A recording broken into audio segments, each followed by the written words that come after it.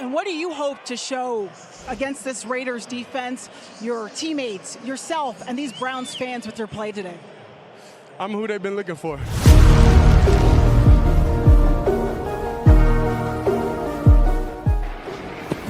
Judkins will keep it himself. Judkins with a burst inside the 5 to the goal line. Touchdown, Browns. Excellent blocking on the right side of the offensive line, and the Browns are on the board. Two guys in the A-gap. They're down at 8. Here comes the pressure. Running away from it is Sanders. He's looking long. He's got a man. Caught at the 10-yard line. Bonds. He's down to the 1-yard line. It'll be first and goal. Coming to Judkins. And here he goes again. He scored earlier. He lowers his shoulder to the goal line. Touchdown, Browns. Second Wildcat run of the day for Cleveland. The Browns. Off the play fake, he'll roll the pocket. He's been rolling it an awful lot today. He'll set up and throw, and he's got a man. It's complete to Judy. Inside Raiders territory. Fumbled the ball. It's picked up by the Raiders. Jeremy Chin knocked it away, and Roberts fell. Off the play fake to Genty. Pressure's coming. Garrett's got him, and he's going down. That is the 8th sack of the day for the Browns. And for Garrett, it is indeed a single season. Raiders are not showing pressure. And they go to Sampson out of the backfield. He's got 2 tight ends blocking on the outside. He's got room. He bursts inside Raiders territory. One man to beat. He won't be caught. Touchdown, Sampson. 66 yards. One rookie to another. You know, so a lot of people want to see me fail, and it ain't gonna happen. You know, it ain't gonna happen. Well, it didn't happen today. Even though the Browns at half had 2 turnovers and the Raiders had none, and they were getting killed in total offense, time of possession, and pretty much every conceivable stat you can think of, they somehow pulled out the win. And there were 2 big reasons for that. Shedeur Sanders, 11 of 20, 200-plus yards and a touchdown with an interception, and 10 sacks from the defense, most they've ever had for the Cleveland Browns since 1984. Ladies and gentlemen, this is the main event here on the Inside Edge Podcasting Network. I am Rob Rozycki. We have Eli Moon, AA Anthony Alford.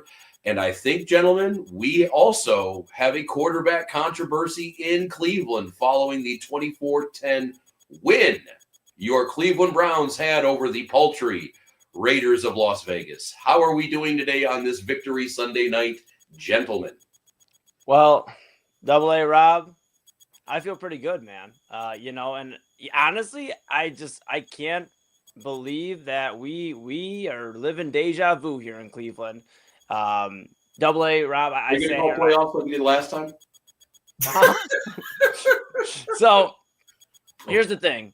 I'm looking at, you know, just the Browns roster, and I'm looking at the construction, a great defense, a lot of, you know, promising options on offense, and I won't say a lot, I guess I would say a few this time around, but just a lot of like similarities to a time where we brought a quarterback in and changed the entire landscape of our franchise, that being Baker Mayfield. And I know we have a whole lot of things, I'm sure, to talk about him later on, but I feel like I'm living deja vu, man, because Shedeur Sanders, we gave him a week of practice and he went out and did his thing. I'm not saying he looked like an elite level guy in his first start, but he got a W and he looked pretty dang good and more promising. And I'm excited to see what another week looks like. There's no controversy, Rob. There is no controversy. Shedeur Sanders is the starting quarterback for the Cleveland Browns moving forward. And anybody who watched that game that doesn't think he is, I just don't know what to tell you, respectfully. Well, real quick, you say there is no controversy. Somebody else might say there's no controversy. AA might say it. I might say it. There's one person that needs to say it to make it official. And so far, Browns coach Kevin Stefanski has not been committal either way on what is happening with the quarterback. So there is a controversy. That is the genuine where it comes from, is that we think it should go one way and the team thinks it should go another way. And there is your Real Housewives of Cuyahoga County. Well, you know what, though?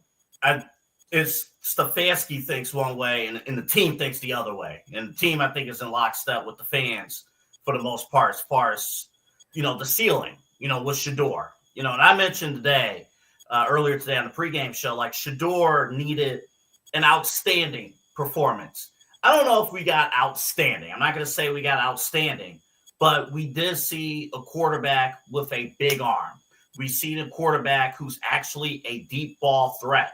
I heard on the commentary that this offense has not produced a 50-yard pass completion.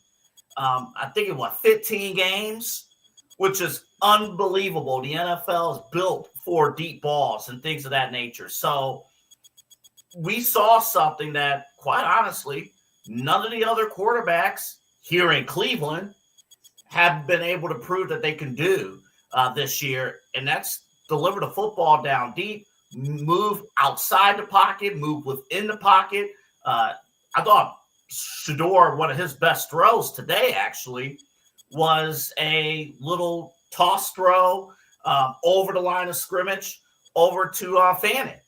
And he waited for Fannin to fourth quarter, and got the first down out of it. I thought little things like that and being able to dictate how the offense is going to move based on the defensive looks, I think is huge. And, so what, they faced the Raiders. Like, Dylan had an opportunity to do these things, and he couldn't. Shedeur did. Well, Dylan did it against the Dolphins, which I would say is probably in the same vicinity as the Raiders.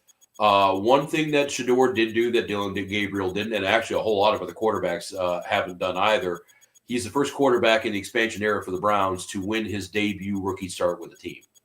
The last person to do that was Eric Zier in 1995, back when I had a full head of hair and Double A was back in a crib and Eli was just in ether, basically. Yes, that was before you were born.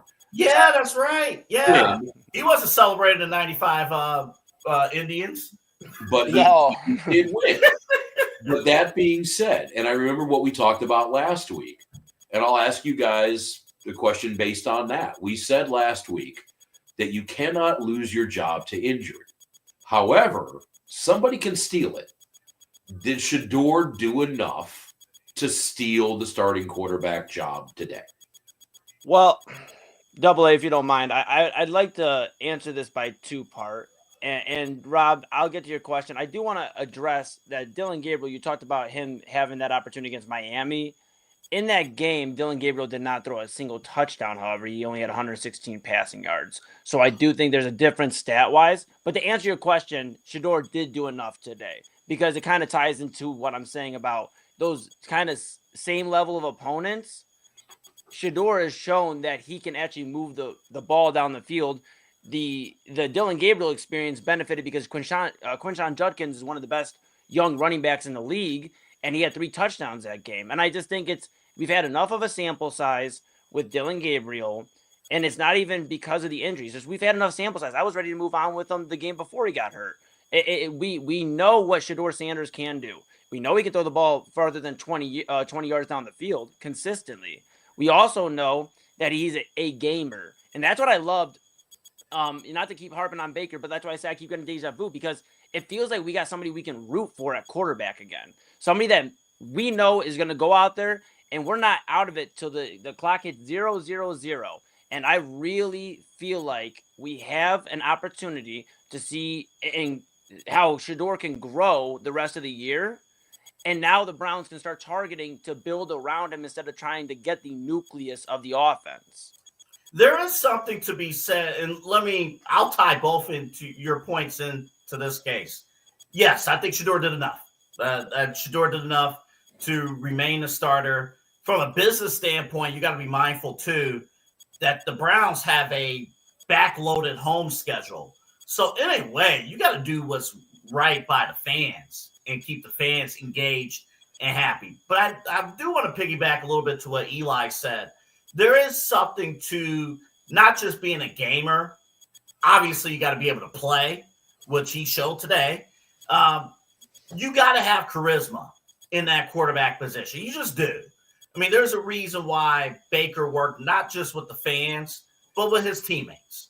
And, in a locker room that is not used to winning, let's just be real. Everybody watches, they know. In a locker room and a fan base that is not used to winning, you kind of need somebody as your captain of the ship who you could turn to and say, I got this. He's not just another guy. Dylan Gabriel, no disrespect, I'll even put Joe Flacco. I'll even put Kenny Pickett if he would have made.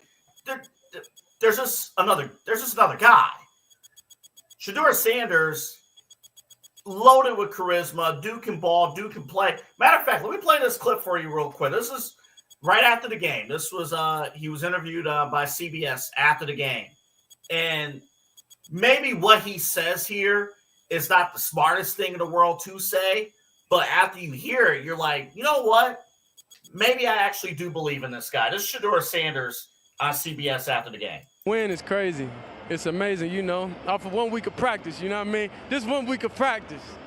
So imagine, what a full offseason look like. It get dangerous. But it's just a 1 week of practice, so I'm just truly thankful, that everything happened. Well, it's going to be up to the 49ers to smack that grin off his face. I don't know if I agree with that. That you're getting a little cocky there. Okay, you beat the Raiders. Good job, and we're giving you a pat on the back. But Eli, to your point, I think there's two different questions we're asking here. Did he do enough to steal the job from Gabriel? And I think what you were kind of answering there at the same time, did he do enough to make the Browns look at Carnell Tate and alignment for the next draft, right, or look for, that's two different bars you have to clear. And I think to the first one, I think he did do enough to warrant another look. I think he did do enough to keep this thing going on. And at least they are blessed with the injury report a little bit like that. With a concussion, you can nurse that one more week on the injury report and make it a non-factor for another week. You can do that. Oh, well, you can't, but you can. So you do have that option, but I don't know if he's done nearly enough, and I know he hasn't done nearly enough to say, all right, Browns, you don't have to worry about quarterback for the next 5 to 7, 10 years, or until you trade him to Carolina for a 4th round pick. But yeah, I don't think he's done enough for that yet. But I disagree. He's warranted another look. Well, I agree with he warranted another look, Rob. But I disagree because here's the thing, and yeah, we'll have to see obviously as he continues to play throughout the season. But it's the eye test, man. Anybody that watches and sees the game of football, like I said last week, you saw, even though he had a terrible internal clock last week, and he was getting sacked in quite a bit, and there were some questionable throws, he looked like, okay, if we get some reps under him, he could be the guy. And then we gave him a week. We saw what he did. Like I said, over 200 passing yards today, gets a passing touchdown. He is moving the offense down the field. I get he still looked like a rookie at times, bad interception. But at the end of the day, we've addressed what the true issue is with this team. It is the surrounding parts around whoever you put at quarterback. And it didn't help that the quarterback position wasn't very strong either. But today, Shedeur Sanders, I feel like, got everything you could have got out of this receiving core. And that not only warrants another look, it puts a focus to the Browns front office this offseason to do everything they can to build around Shedeur Sanders. The guy, I get it. I know the semantics and all that. Was a 5th round pick. But there was a reason he finished one of the top quarterbacks completion percentage-wise in college football last year. Was talked about for most of the draft process as a top draft pick. That's why it was a shock when he fell to us. You got to build around somebody, and Shedeur is giving you that. Okay, he's given that look that if we build around him, there might be something here.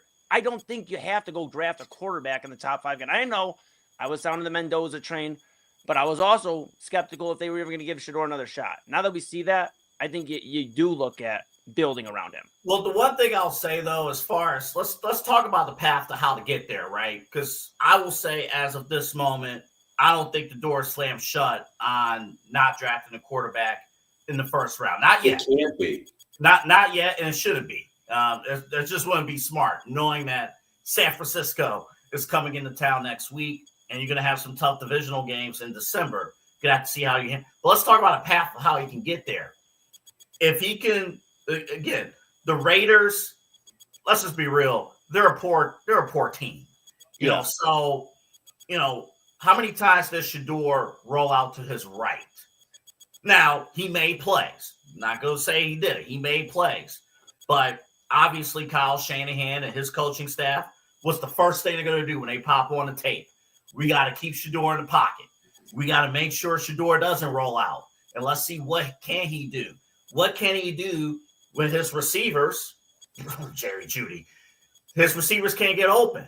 What's going to happen there? Can Shedeur make the right moves? And he did have a good scramble up the field a little bit. So, like, he could do those things, but he has to be committed to doing those things. He has to prove, real quick, Rob, he has to prove that week in and week out, he can adapt to the game plan that the defense is giving him as more film comes into play. And if he can do that, then he has a strong shot of being that guy moving forward for the Browns. Well, he's going to have trouble. Like that interception that he threw was as bad as anything Gabriel threw all year. I mean, he didn't see a linebacker, 8 feet away from him. I don't get that one.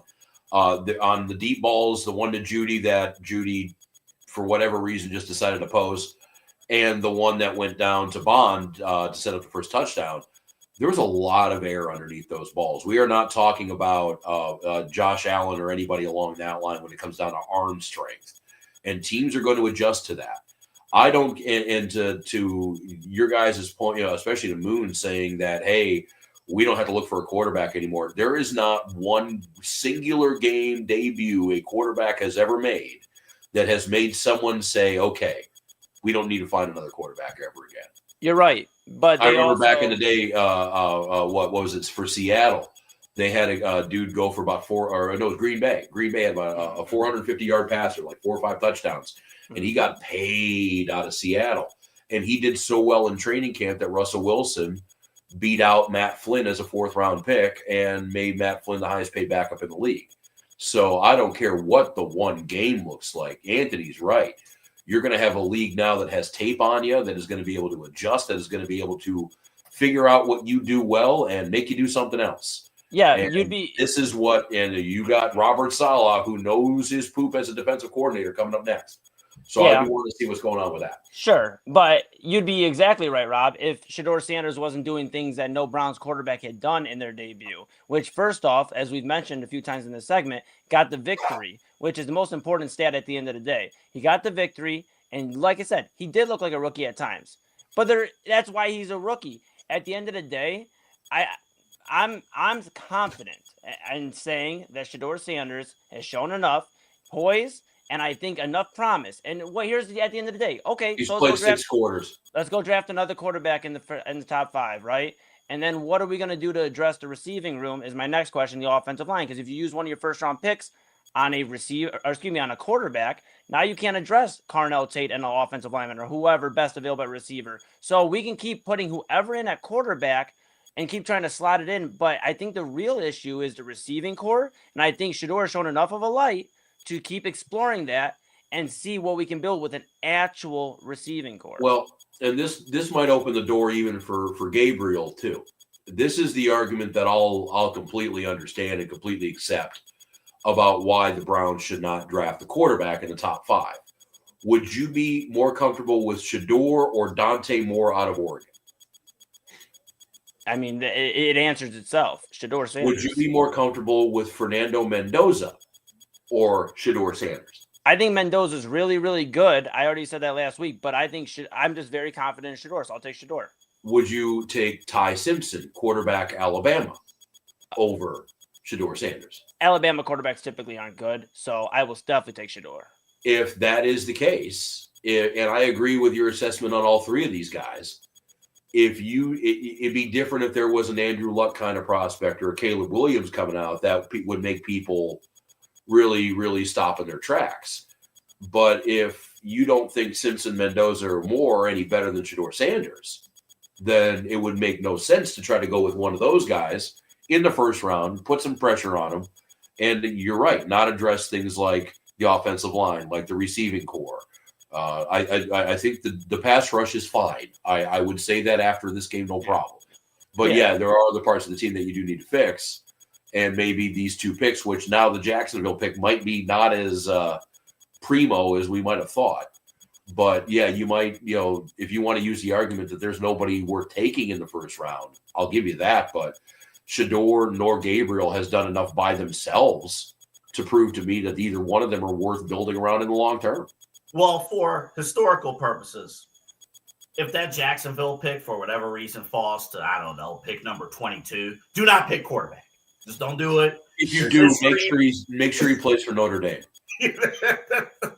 There's history. Don't talk to anybody. Not Texas A&M. Not Texas A&M. Don't talk to anybody in the neighborhood. If that Jacksonville pick falls to pick number 22, you stay as far away from quarterback as possible. Trade the pick. No, you just trade the pick. Yeah. You just I'm okay with it too. Like, move out. I don't care where you got to get to. Get away from 22. Yeah, I don't want 21 and 23. We can talk. 22. You want That'd to be trade a fun swap? call. Whoever has 23, the Browns just randomly called them up and said, "Do you want to switch picks? Well, what do you want? Nothing. Yeah. Nothing. Nothing.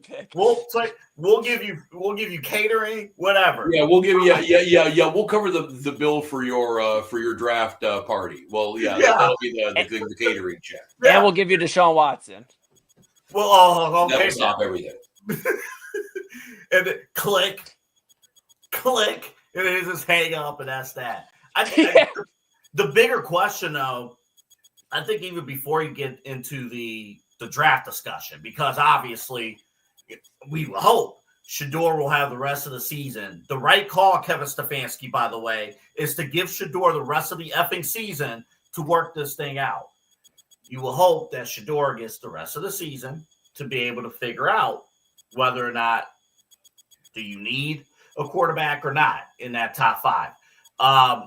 But the door needs to be slammed shut on Dylan Gabriel. It's just I don't see a path where Dylan Gabriel is the future franchise quarterback for the Cleveland Browns. I don't see a path in any way, shape, or form, meaning we should not waste any more time on Dylan Gabriel in seeing the field. We shouldn't. And I know that is going to be – that's crushing for Kevin Stefanski because that is his pick. And that's why Stefanski did not commit to a starter next week. I was going to say that's why you're going to see him. You are going to see him because he's like Kevin Stefanski. If I know anything about him, he doesn't want to be wrong. Well, I'll tell you, he can be wrong. He can be right and unemployed. I was just about to say, because you already scorned a majority of the Browns fan base the first time getting rid of Baker. You want to go ahead and confuse the fan base not even confuse the fan base. That's a misspoken by me. Really what it is you're just ignoring the obvious better choice and ignoring the fan base, because it's not even Johnny Manziel. I know we brought him up, and I never thought I'd be saying his name on a sports show we'd be doing in 2025, but here we are. But you talk about these, the fans calling for guys and loving the hype. But I mean, at the end of the day, Shedeur is not just the one the fans are more hyped about. He's the better option. We talked about Dylan Gabriel before he left the game last week. His longest pass, I will continue to stress, his longest pass of the season was a 21-yard pass. And Rob, we keep talking about Shedeur's only shown 6 quarters. In 6 quarters, he showed me he can air it out a 50-plus yard pass and has the intangibles and the physical ability of an NFL starting quarterback. Dylan Gabriel could be as smart as can be, could read a field. He just doesn't have the physical abilities to do that. And Shedeur can throw a basic screen route. He could throw out to the flat, which led to a Samson touchdown. Dylan Gabriel, short behind, was overthrowing receivers out in the flat. It's just, and it's an ego killer with Stefanski, and I get it, because if you are saying finally after, I remember Eli on this show about a month or two ago, we talked about Stefanski never had his guy. Stefanski never had his guy. He didn't have his guy, and Dylan Gabriel was his guy, right? And he's going to have to do an about face and say, no, I was wrong. But he's not going to do that. He will not do it. And that's why it's still going to be a question, and not just frustrating the fans. The fans, we are fans, and our opinion does matter. But nobody's opinion matters more than the team.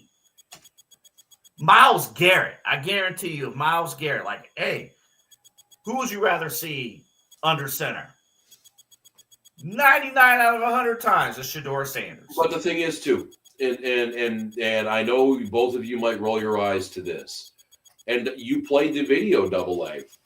If the scuttlebutt we're hearing that is right about maturity concerns and and just ability to be the CEO of the team, if there's concerns about that, they were all reinforced by the cocky SOB that was talking after beating a 2-win Raiders team. So, if there's, and I understand you guys might not, pay a whole lot of attention to that, but if Kevin Stefanski does, he saw another reason why Shedeur shouldn't be trusted with this offense. No, I disagree, because here's the reality of the situation. Shedeur Sanders hasn't been in any off-the-field trouble. He has literally been a role model for younger players. There's a reason why everybody does this around Cleveland and at Colorado and everywhere else. Yeah, people were copying Johnny Manziel celebrations too. So. Okay, I'm not done. Let me finish. Johnny Manziel also ran into a lot of stuff. Shedeur's no give no signs, and he has a Hall of Fame father that I don't think is going to let him fall off the freaking path. Excuse me. I know we can swear. I'm not going to get there. Not going to get there. But let me say, I'm just irritated because it's like when he does. When he's just doing his thing as the backup quarterback and he's quiet, he's, what's Shedeur doing? What's Shedeur doing? So then they want to get him involved. They ask him about, what do you think about Dylan Gabriel getting the starting job? And he does them, he doesn't say anything, but he mimes it. So now that's a big issue. And now he wins, something the Browns haven't been able to do quite a lot this year or in the last 2 years. It's been quite embarrassing to be a Browns fan, as most of my life it has been. We win. And he's not allowed to be happy. I don't understand. I get it. No. It's to the point where anything this dude does to be happy or actually show emotion, people hate on him. Play it again. Win is crazy. It's amazing, off of 1 week of practice, you know what I mean? This 1 week of practice. So imagine, what a full offseason look like. It get dangerous. But it's just a 1 week of practice. So I'm just truly thankful, that everything happened. Yeah, he looked right into the camera too. He looked right into the camera. It's like only 1 week of practice. There's a difference between happy and cocky. No, I think that's somebody that's happy about the win, sees that there's a future if they invest in him and wants a team to invest in him. And I think, like I said, he's allowed to be happy after winning a victory and be overjoyed. What do you want him to get up there? Oh, great win. Thanks. Yeah, whatever. I'll remember that later on in the show when we talk about John Moran being happy about the team's win over the Dallas Mavericks. Completely different. John Moran. I mean, you're happy. John Moran. It doesn't matter what you say. It doesn't matter how you convey it. It's you're happy. Rozycki, but John Moran doesn't matter how disrespectful you are. You're happy. John Moran was he has to back it up. He has to back it up because his dad. If his dad, Coach Prime, was being interviewed, he used to say the exact same thing. His dad was the greatest cover corner in NFL history. His dad, not in the beginning of his NFL career. 5-team player. Dion backed it up. You're right. Dion backed it up. Shedeur, he knows he can't say all that and not back it up. And I have confidence. That he's going to be able to back it up. Now, if he does it next week, if we're going to be on the air this time next Sunday, and if Shedeur has 3 interceptions and the Niners crush the Browns next Sunday, then yes, he's going to have to eat those words. It's the NFL. It's a week-to-week business. But on this day where a team flat out lacks confidence in every way, shape, or form, I want somebody to put a bullet or put a target on his back and say, yeah, I am that guy. I want somebody to say I am that guy. Yeah. Well, again, we'll have a much better – I know they're banged up as hell. Fred Warner's out. Everybody else seems to be out for the Niners defense right now. But they know what they're doing over there. So they will absolutely have a chance to call Shedeur on everything he was saying in that postgame. What happens if he wins next week, Rozycki? Because you're saying, well, what if he loses? He's going to have to eat his words. What happens if he wins next week and he has the same energy? Then he's going to keep winning. It's the NFL, bro. Well, no, but I'm just saying, like, I don't get it. So because he won, but there's a chance he could lose, he shouldn't be Shedeur Sanders, which has got him to the point Won a he's been game. his entire. But why would he change up who he's been his entire career? I just don't Thing understand. is, I've seen him talk to the media before and be that, be cocky and have that kind of energy and not be nearly as 1 week of practice, 1 week of practice. Like, Is it cocky though? dude Is knows that how what to it talk is? to the media. Again, his dad is pretty used to doing it. Is it cocky though? I don't think that's the right word. You know what though? He said that came from 1 week of practice. Man, yeah, that's cocky. No, that's believing in yourself, man, and I love it. But you know what though? I'm just thinking about this. To say it that way, right? In a way, I'm not saying it's a bad thing. It is what it is. That's a shot in the armor to the coaching staff in the way that this quarterback situation has been handled since the start of the season. I mean, that sounds like a quarterback to me that in his mind believed that he should have been starting all the way back in week 1. Well, with he'll have if he is the starter, he'll have 2 full weeks of practice. So, based on the confidence and the words that he was showing, I am expecting about 330 yards, maybe 3, if not 2 tutties. Don't turn over the ball, and you better not take a sack, son, because you got 2 full weeks of practice now. So we saw what you did with 1, so you better be damn near perfect with 2 weeks. You sound like you. Hey, that energy's not necessary. He just needs to win. He needs to win. Just He win, needs to baby. move the ball down the field. Yeah, it sounds like you're upset that Dylan Gabriel's not getting in, man, because everybody else in Cleveland loves that type of energy from Shedeur Sanders. Because guess what? Like me and Double keep talking about, we finally have somebody that believes in himself and believes in the chance that we could get this team back to a spot, the playoffs, and actually make a run towards thinking one day about championships. And could it have not happened? Sure, there's a could if, coulda, woulda, shoulda, whatever. There's could ifs, what ifs, whatever. At the end of the day, I'm riding with Shedeur Sanders because he believes in himself and he believes that he is the guy for Cleveland. And that's all there is to it. It's not cocky. It's believing in yourself. And for somebody that believes in myself, and I see it with my music and that career, pushing that, I love it from Shedeur Sanders. And that's what it is. And hey, if he keeps winning and he keeps getting better, fine. We'll go with it. I have no problem with that. My whole argument is he's played 6 quarters. And we cannot really have an accurate judgment on anybody. And yes, confidence is great. We all loved the rookie quarterback that texts the team, well, I'm going to wreck this league. And we love that swagger. And we love the confidence in the fact that he was willing to take the game into his own hands and be that guy.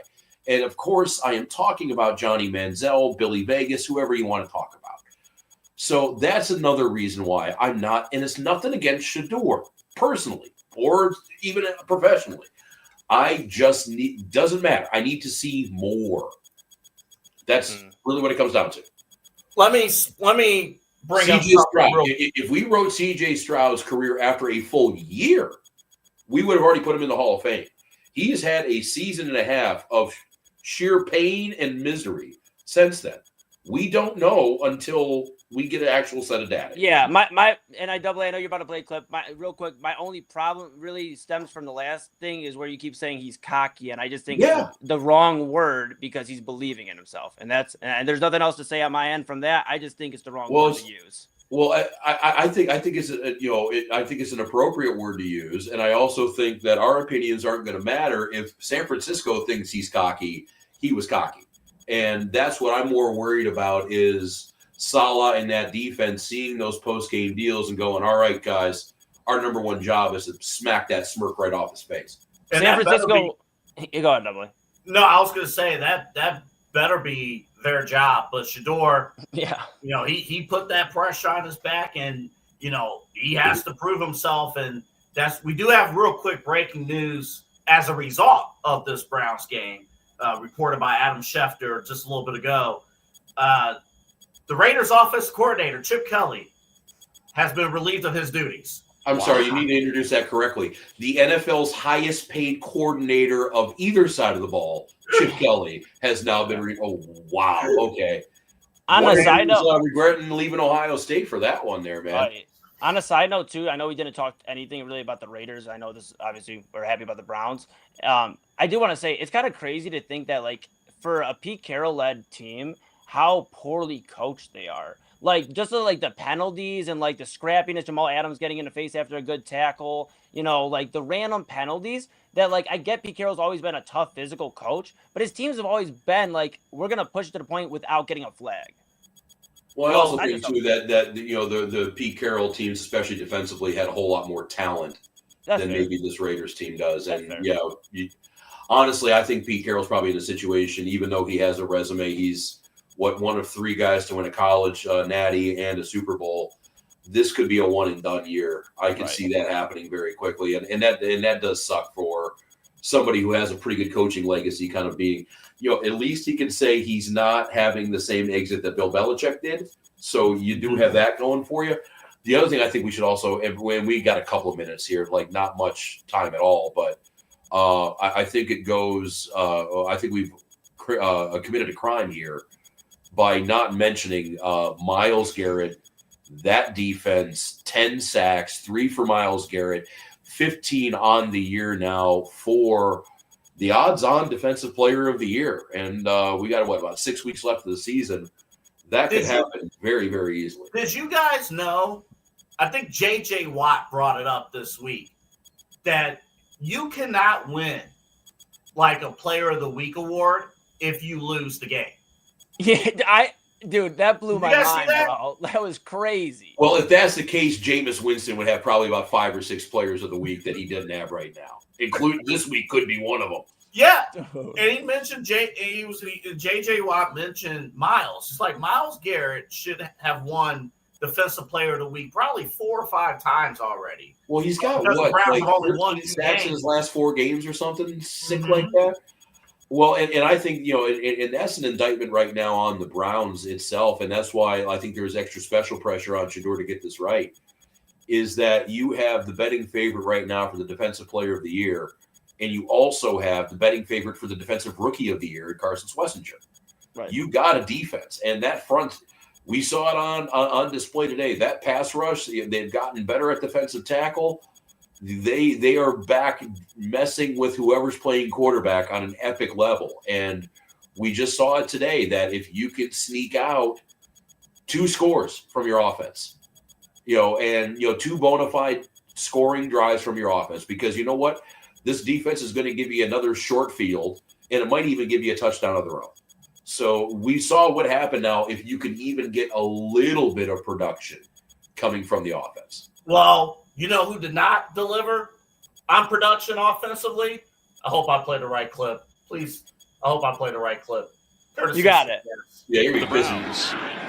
Off the play fake, he'll roll the pocket. He's been rolling it an awful lot today. He'll set up and throw, and he's got him, man. It's complete to Judy.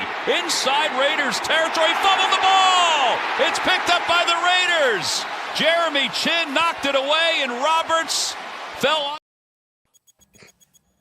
Courtesy of CBS, I am allowed to question whether or not Jerry Judy's betting on games. Double A. That is mid-game. I said, what's the prop on his turnovers? Yeah, that is single-handedly, and I cover high school football. I've seen a lot of football in over time. That might have been the worst play I have ever seen out of any professional, college, or quite honestly, high school football player ever. Ever.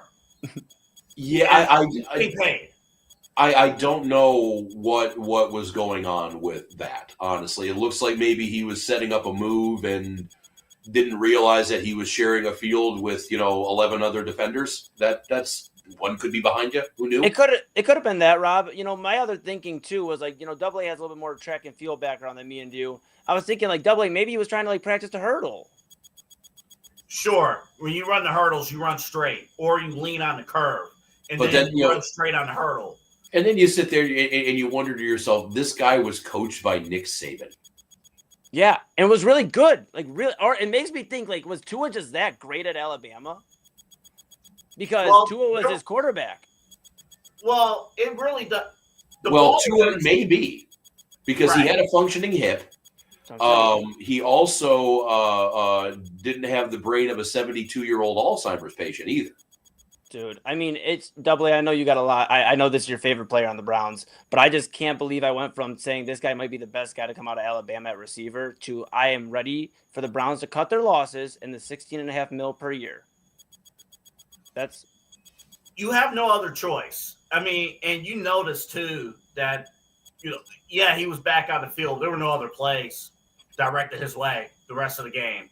I do think the offense was a bit deflated after that because that should have been another big play from Shedeur Sanders in this offense, which at that point was moving in the game. Let's just call it for what it is. Jerry Jeudy, huge disappointment.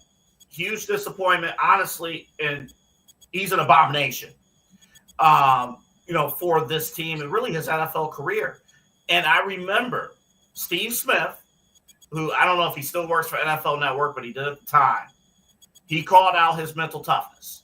He remember that, yeah. He said, he was talking about Jerry Jeudy on a podcast. He mentioned he's just a mid receiver, and he wanted to offer advice. And Jerry Jeudy, to paraphrase, basically told him to F off. And Steve Smith on the league-owned network, NFL Network, said that GMs should stay away from this guy. General managers across the NFL, if you want success, you should stay away from this guy. And if it wasn't for the, 3 or 4 weeks that Jameis started last year, Jerry Jeudy has done nothing for this organization. And that play right there, in a drive where the Browns could have went up by 3 scores over the Raiders, 3 scores. You do that.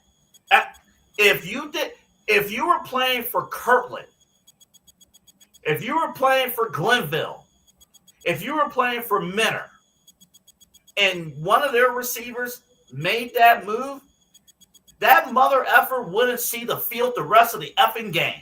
Yeah, well, and what's compounded by the fact, and you mentioned the money in the contract. I'm looking at the math right now. It looks like it's going to be about a $25 million dead cap hit. 23, don't quote me on that to the cent. If you were to cut him after this year, if you cut him after 26, that turns into a $15 million cap hit, and he's under contract until 27. So he might be here for a while longer. Is all I'm saying. Yeah. It'll be great for the Browns to cut him. I get that, and if you looked at it in a vacuum, $15-20 million for a dead cap hit isn't the worst thing ever. But that's what I'm saying. But the thing is, you're already paying what money you're going to be paying out to Deshaun to not play football. You can't have that number of guys you're not playing or paying to not play. I know, get that high. I know, but it's like the passionate Browns fan to me is like. I know we've talked about Shedeur and we've talked about the quarterback position and we haven't even talked about Fannin and the highlights of this team, but it's like when you look at it, we know this is going to be a rebuild. There's still some things that need to be done at the end of the day. I don't think a full rebuild, but enough of a rebuild where I'm okay taking and I'm not the one who's going to have to eat it, but I'm okay if as a Browns fan taking that cut because you're still in the rebuild stage. You're not more than likely. I don't know. I guess this is my thought. I'm just thinking Jerry Jeudy. The one thing I was thinking, I'm like, okay, if Jerry Jeudy can play well enough in this stretch, and I thought okay, now that you have Shedeur, who is more of a down, deep ball threat, that's where Jerry Jeudy thrived when he was with Jameis, deep ball threat. All right. Can Jerry Jeudy play well enough to where in the offseason, somebody may want to take a flyer on Jerry Jeudy and you could trade him? This kid has no trade value. He's playing so poorly and is doing that, which will be in the highlight clips. He is playing so poorly that he's not able to create trade value for himself or for the team. And I would give every single target Double A to kind of add the cherry on top of this discussion of Jerry Jeudy, and I'm sure you have something else to add, Rob. But what I'm saying here is every target they plan on giving Jerry Jeudy, the Browns should give to Isaiah Bond, because we finally seen what Isaiah Bond looks like with a quarterback that is going to get him involved. I know Flacco, it was the beginning of the year. We still were trying to figure out what we had with Isaiah Bond all the way, but we never really saw any true promise of what could be out of Isaiah Bond. And I think that was one of the big eye openers for me today too, was like, man, I'm not saying wide receiver 1, but Jerry Jeudy's not a wide receiver 1 or 2. So at least we might have a wide receiver 2 on Isaiah Bond, maybe wide receiver 3 we can build, but we have somebody we can at least throw the ball to. And I feel like, okay, he's going to catch it and not do something stupid.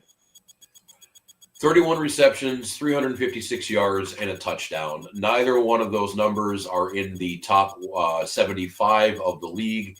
He had 1 catch today for 39 yards, and that was a fumble he lost. So, yeah, this is definitely and when we start talking about offseason and decisions and things like that, if we're going to praise the draft picks from Andrew Berry, then we have to question this signing, because other than the Deshaun Watson signing, this might have been the single worst contract that Andrew Berry has given out. So and that's just the facts of the whole situation. But even though we have been complaining about Isaiah Bond not Isaiah Bond, but Jerry Jeudy and some of the issues with the Browns offense, they did win today, 24-10 over the Raiders, moving to 3-8 on the season. We did mention it before. They will be taking on the battered and beaten San Francisco 49ers, and that'll be at Brown Stadium, 1:00 kickoff.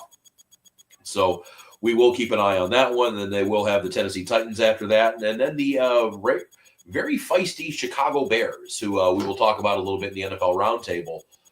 They have migrated up into a pretty big power position in the NFC. So they do have a couple of games against tough teams and a couple of cupcakes. So if it is going to be Shedeur, he will have a chance to get the entire experience of the NFL before they have to reevaluate what's going on. But this is the main event here on the Inside Edge Podcasting Network. We have AA Anthony Alford, Eli Moon, myself, Rob Rozycki, and that was our summation on the Cleveland Browns victory there. The one thing I will, and I honestly, we need to do a better job, guys. That defense was on point, and I think we probably should have spent a few more minutes on it, but obviously we're out of time right now. Again, Myles Garrett, 3 sacks on the day, 15 on the year. Denzel Ward, phenomenal game too. Man-to-man coverage. He had a phenomenal game all game long. And my mention, I'm so sorry. My honorable mention is Devin Bush too. What a great addition to the defense. And if you want to get down to it, and I think we can all kind of agree on this, is that if that defense wasn't playing like that, then Shedeur might not have even had a chance to get his first win as a Cleveland Browns starter. So no matter what, if it's Gabriel, if it's Sanders, if it's Bernie Kosar, get well soon, Buckaroo. If it's anybody, that defense is going to be the reason why they win games, especially this year. They're going to have to lean on that defense. Judkins is going to have to do a little bit better than 3 yards a carry, which is about where he was at today. But that's where they're going to have to look. But this is the main event here on the Inside Edge Podcasting Network. Tampa Bay and the Rams just went final, 34-7. The Rams tune up the Tampa Bay Bucks. Baker Mayfield left at half with a bad non-throwing shoulder. He injured that on the final play of the half. It was a freak Hail Mary, and it looked like he pulled every tendon in his body when he threw the ball. So we will get I'm sure, a report on Baker. Somehow Matt Stafford at 175 years old, he played pretty much every snap, so he's good to go there. But yes, we will get into the rest of the NFL, what's been happening. We got a 10-win Patriot team to talk about. We have a Bears team that is, again, very surprisingly good. And then we also have a Kansas City Chiefs team that is getting so close to actually being in the playoffs instead of in the hunt. And also, too, speaking of in the hunt, the Steelers are now in that group for the first time all season. So a whole lot to talk about with the NFL. This is, again, the main event on the Inside Edge Podcasting Network. We will be right back here after a word from somebody, but it won't be us. We'll be back.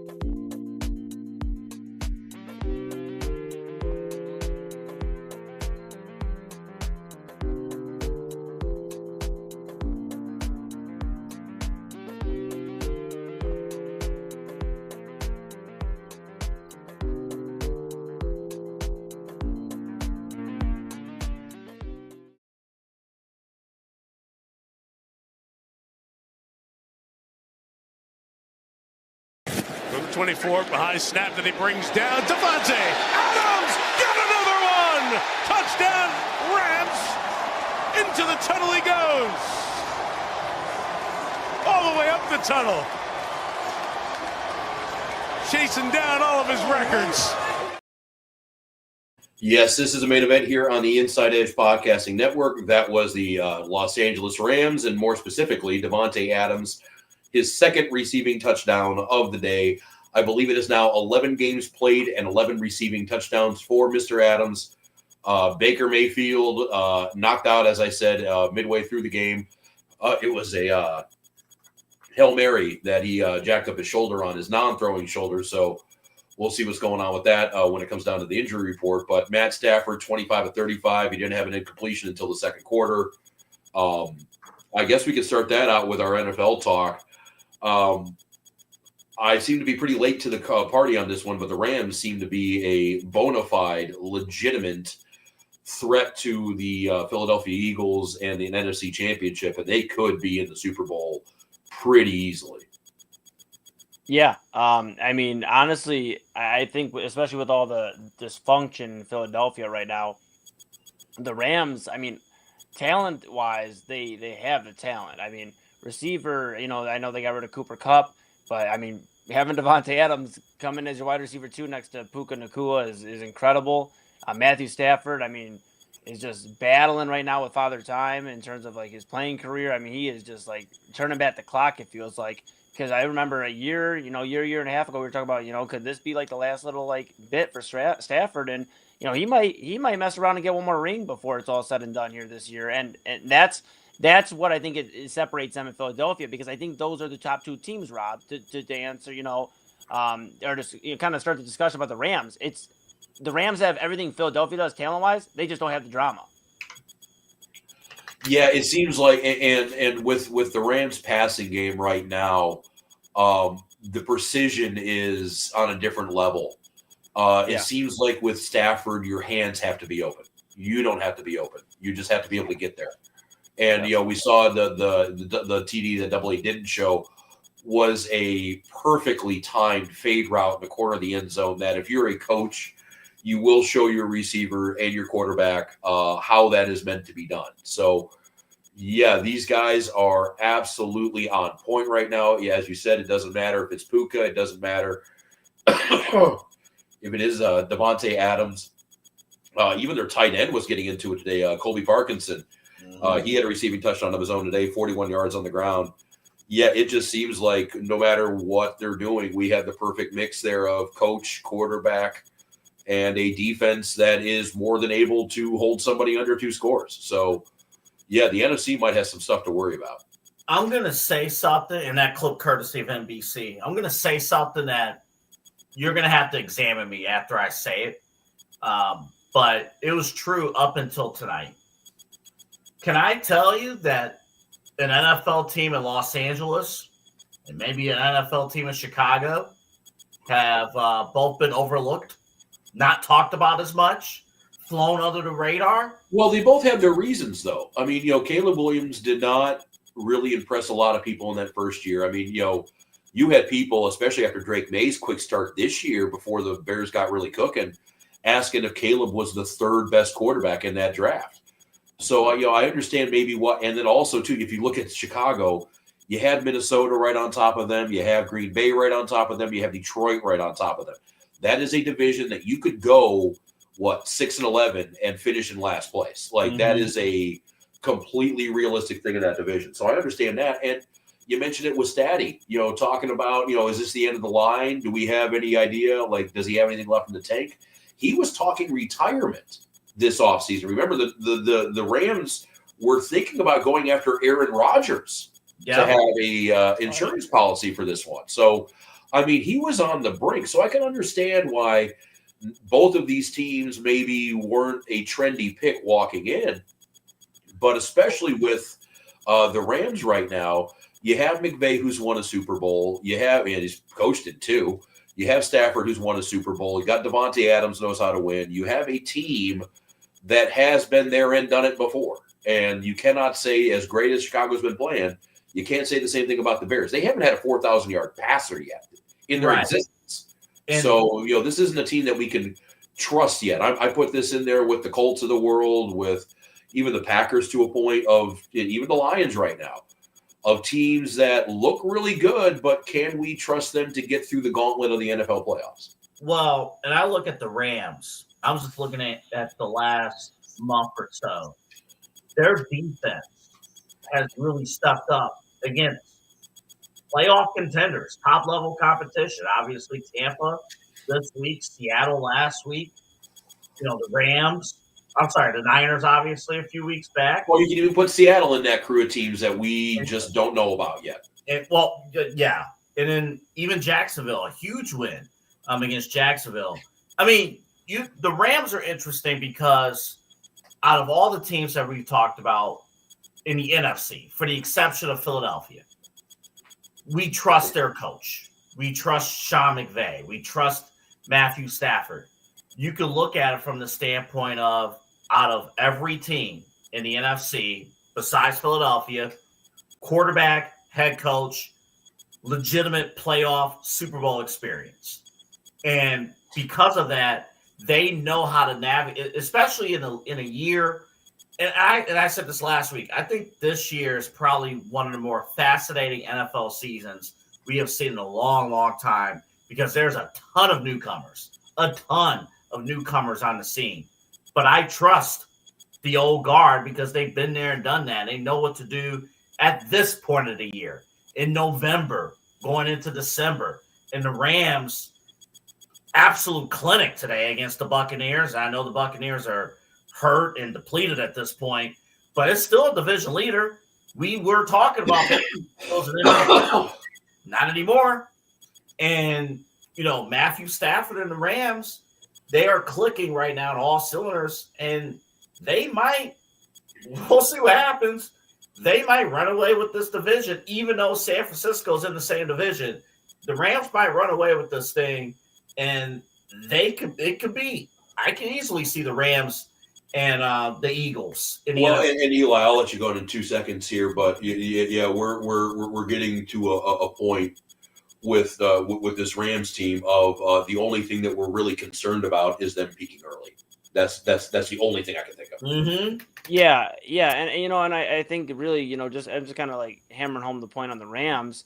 I'll say this too. I think offensively, and you guys know I'm a Cooper Kupp guy. Like that was my guy since he's been in the league. But I think this is probably the best offensive, surrounding around Matthew Stafford. I mean, let's not forget that he has Kyren Williams in the backfield leading the charge, and Kyren Williams is one of the best running backs in the league that, just doesn't have a fancy name like Derrick Henry or, guys that we recognize. But Kyren Williams is one of the best running backs in the league. Matthew Stafford and that Rams offense is scary. And like you guys keep talking about, they have won before Stafford and McVay. They can do it again. And that's why I think the Rams, and I know you guys talked a little bit about the Bears already. I won't dwell too much on it. What I will say about the Bears that is very interesting is that I was one of those guys, Rob, that wasn't a Caleb Williams guy. I just wasn't bought in. Just because I didn't see it. I didn't see the talent, man. I mean, he didn't win at USC. There was never anything that made me go, wow, that's somebody I would want on my team. Well, that first year at Oklahoma really was about the only year he turned heads. Yeah. Yeah. He won the Heisman. So, yes. Yeah. But it's like, if it makes sense, there's Heisman years that aren't as impressive as other. But Heisman that being years. said, anytime that you have a college quarterback and his best year was his first year, that's a red flag. That too. And I think what's exciting about Chicago, though, is Ben Johnson. And that's really what it is. Ben Johnson, now, granted, he hasn't been to a Super Bowl. Heck, he hasn't been to any of these playoff games as a head coach. But he's been in the mix with Detroit as they've been trying to make their run. And Ben Johnson, let's talk about, I just talked about one running back. Let's talk about DeAndre Swift.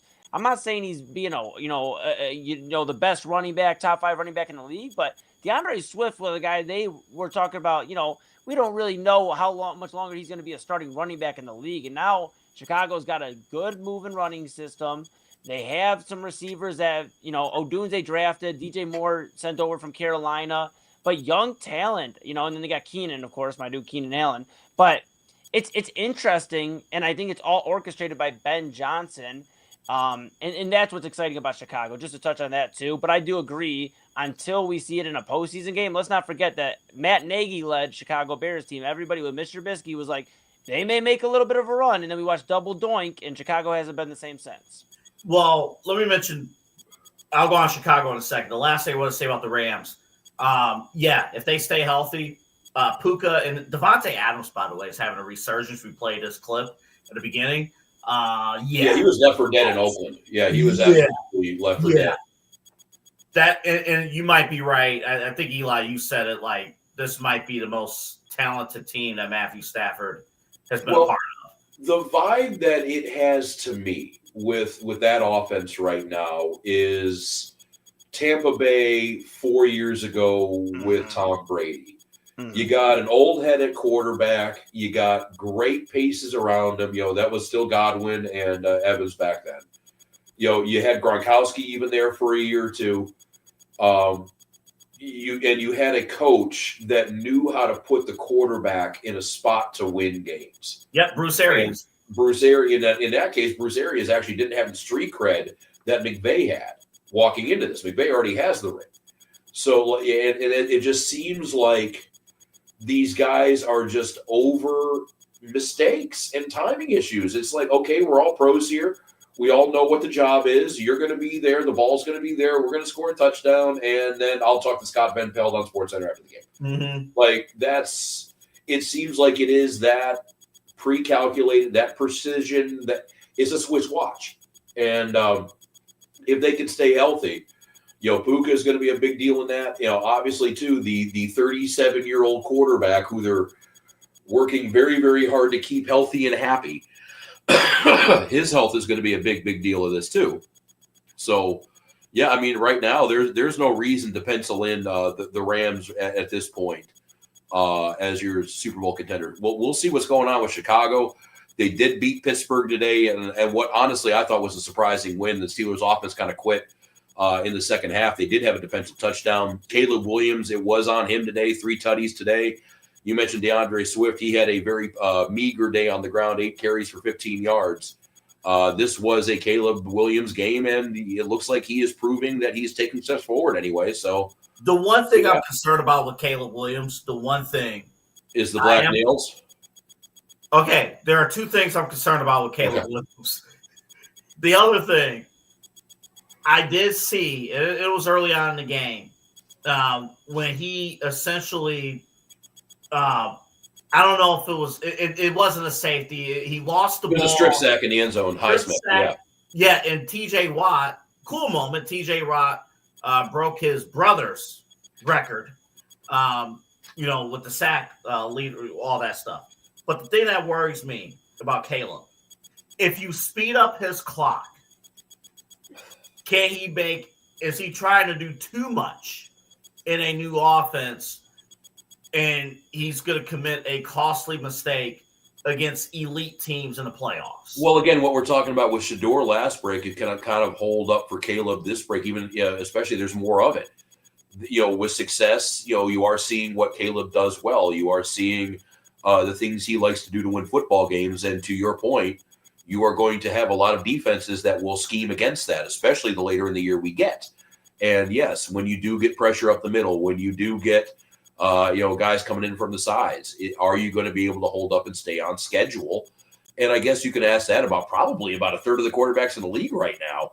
But unfortunately, Caleb, I think, is the only one you can ask that about, whose team is 8. Well, him and Daniel Jones, 8-3. So, yeah, I mean, it's going to be interesting for sure.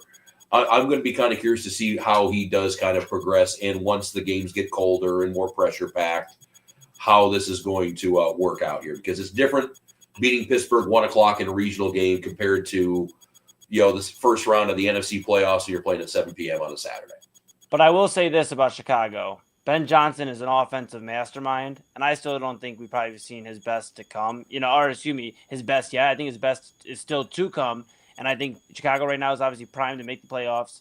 I think a team, if Chicago, gets in as a wild card team, I think for a team that's looking, to make a deep run that's already been established, one of these older teams or veteran teams that we keep calling them kind of, I think they would hate to see Chicago because Ben Johnson probably has about 5 to 10 different specialty plays that he hasn't used all season that can completely open up the game.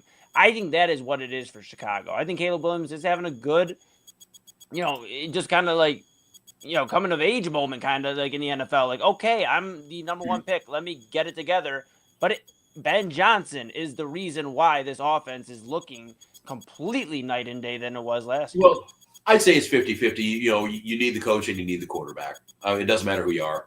But, and one of the reasons why they might have an honest-to-God chance at a top seed in the NFC right now, yeah, obviously they're kicking ass. They're rolling through their competition very, very quickly and efficiently. But couple that up, too, with the NFC defending champions, the defending Super Bowl champion, Philadelphia Eagles. They were up 21-0 on the Dallas Cowboys in the second quarter. Mm-hmm. All Dallas did was come up with 24 unanswered points, including 10 in the fourth quarter, beating the defending Super Bowl champion Philadelphia Eagles in Dallas.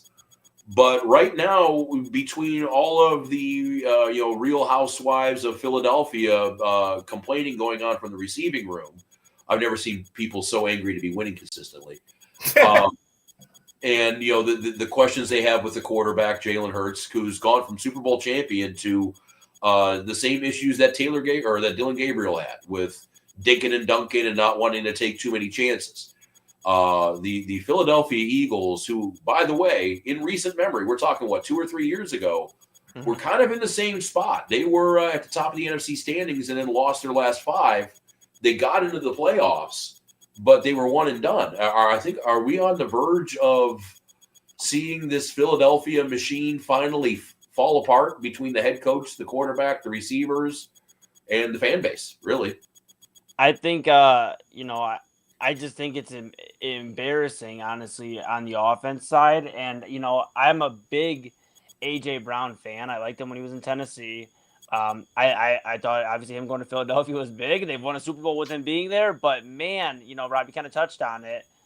I just think it's at some point, man, you guys got to sit down and talk about it behind closed doors if you haven't already, because the fact that AJ Brown is like every week, it's like we're watching an episode of a drama series, and we're getting to the really good part here. What's going to be said next? Because he already said, kind of do a, being sarcastic, but saying, oh, well, if I'm not the same player, then I guess Saquon ain't the same player. Or that, it's just unnecessary nonsense for, as AA kind of reflects here underneath us, a number 2 seeded Philadelphia Eagles team right now. Now, granted, they were number 1 here, I believe, heading into today, but embarrassing that Browns fans, I know we talked about them in the first segment, but we would love to be where Philadelphia is at right now. There'd be no worries in the world. I promise you. Honestly, if you were even where Pittsburgh's at, game over 500 every year around the playoffs, I think, we could talk about perspective later on, but yeah. I get you there.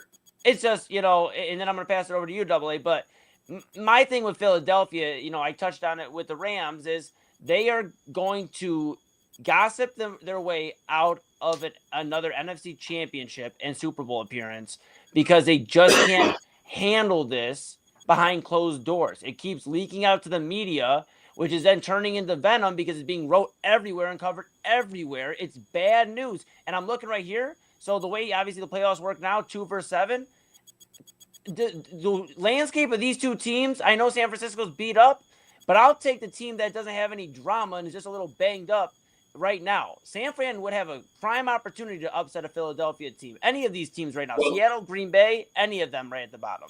Well, and if you want to look at it logistically too about what's happening with this team, obviously the defense giving up 24 unanswered points, we can get in on the D for sure.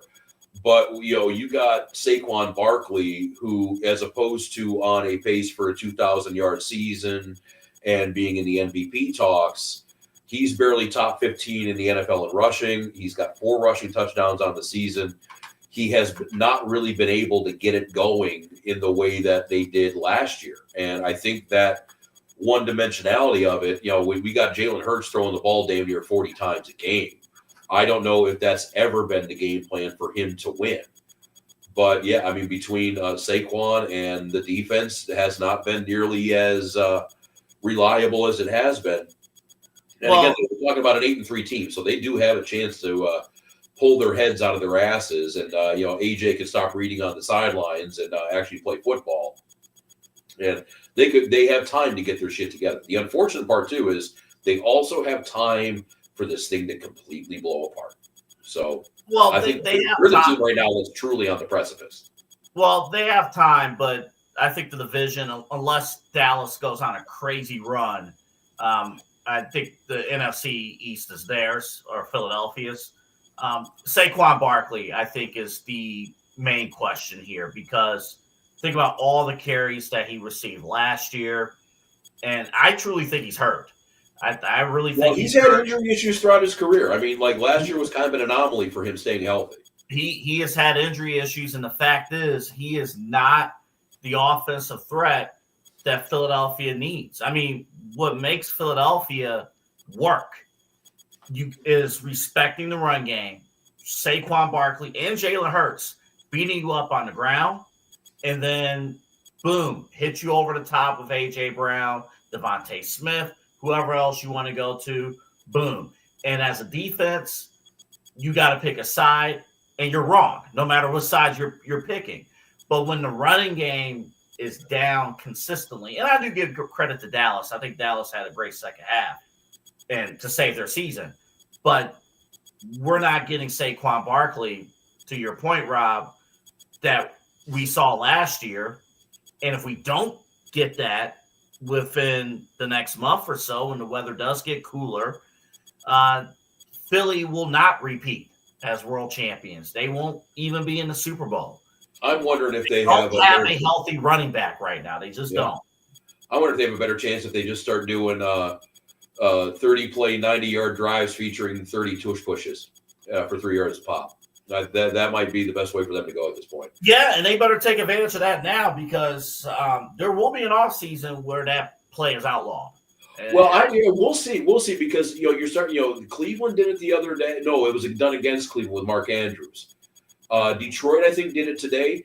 They're running fake tush pushes, which I was waiting for something like that to happen, because if you got 10 guys on that, right at the point of attack on the ball, you can run a naked boot in pretty much any direction besides backwards and get a 20-yard gain. All you need, because like you said, it happened against Cleveland. All you need is a back to get a kick-out block, and boom, a game. And you got Mark Andrews, who's not exactly known as a competitor to Tyreek Hill, as the fastest man in the NFL, pulling off a 35-yard. Yeah, that looked like Peyton Manning's naked boot, from like his last year in Denver, when he was like, you could have timed him with a calendar to run that 3 yards to get in the end zone, but there was nobody around him. So I'm beginning to see the NFL start to fight back, but yeah, they better take advantage of it while they can, because I could see some limitations being on it for sure. Are we ready to say? Go ahead, Eli. And then I have a question. No, AA. I want to hear your question first. Are we ready to say that Tampa Bay is not going to win the NFC South? I'm so glad you asked that, AA, because it's like we read each other's minds, bro. I was going to say, with Carolina playing tomorrow, so Rob, I'll kind of throw this at you, because my feeling right now is it might be like in Carolina, they might be feeling like Jake Delhomme and Steve Smith are back there on offense, and they aren't anywhere near that offense. But they have some life in Carolina, and it's because of that defense. And that's the real reason I'm going to go out here and say it here on November 23rd with 9 minutes to spare on the East Coast before the 24th. Happy Thanksgiving week to everybody. Carolina Panthers are going to win the NFC South. Mark it. The only thing that scares me, and I could see you guys rooting for Carolina tomorrow, because they are facing the aforementioned 49ers, who the Browns have this week. So if the Panthers can tune them up, then the Browns will definitely have a shot. But the thing that makes me look at the and we talk about these teams that we're not quite sure about and we don't quite trust. They beat Atlanta, Miami, Dallas, the Jets, and I'll give them Green Bay and Atlanta. They beat Atlanta twice. So we're not exactly talking about the class of the league here. They lost to New Orleans, Buffalo, New England, Arizona, and Jacksonville. So we're talking about some decent teams in there. I'm not 100% sure that I could call that division yet for those guys, but fact of the matter is they're tied with Tampa Bay. They still play them 2 more times this year. And between I'm looking at their schedule right now. They got a West Coast game with the Niners tomorrow. They got the Rams after that, which again, if we everything we said about the Rams, if that wasn't bullshit, they're probably going to lose that game. Then they got the Saints, which Tyler Shuck, I'm sure he's shucking his shoes right now. Then you got Tampa Bay, Seattle, and Tampa Bay. So I mean, they do have some games that they are going to not be favored in. They're going to have to work to win this division. But what I will give them is that something that I don't think we were saying this time last year. They got their quarterback. Bryce Young's the quarterback of that team. They're not going to have to be playing, do we need to draft a guy in 25, 26, 27? They did find their quarterback. And for a team that we just got done talking about at the against the Raiders, if the Browns can say the same thing at the end of the season, doesn't matter about the end result. It's a success. The one thing I'm going to say, I might have had a bad take last week because I thought, man, finally, the NFC South is going to be won by a team that's going to win double-digit games. You said 11, I think. I said 11, and I was wrong. I was wrong because I think Carolina's schedule does scare me. I'm not going to lie to you.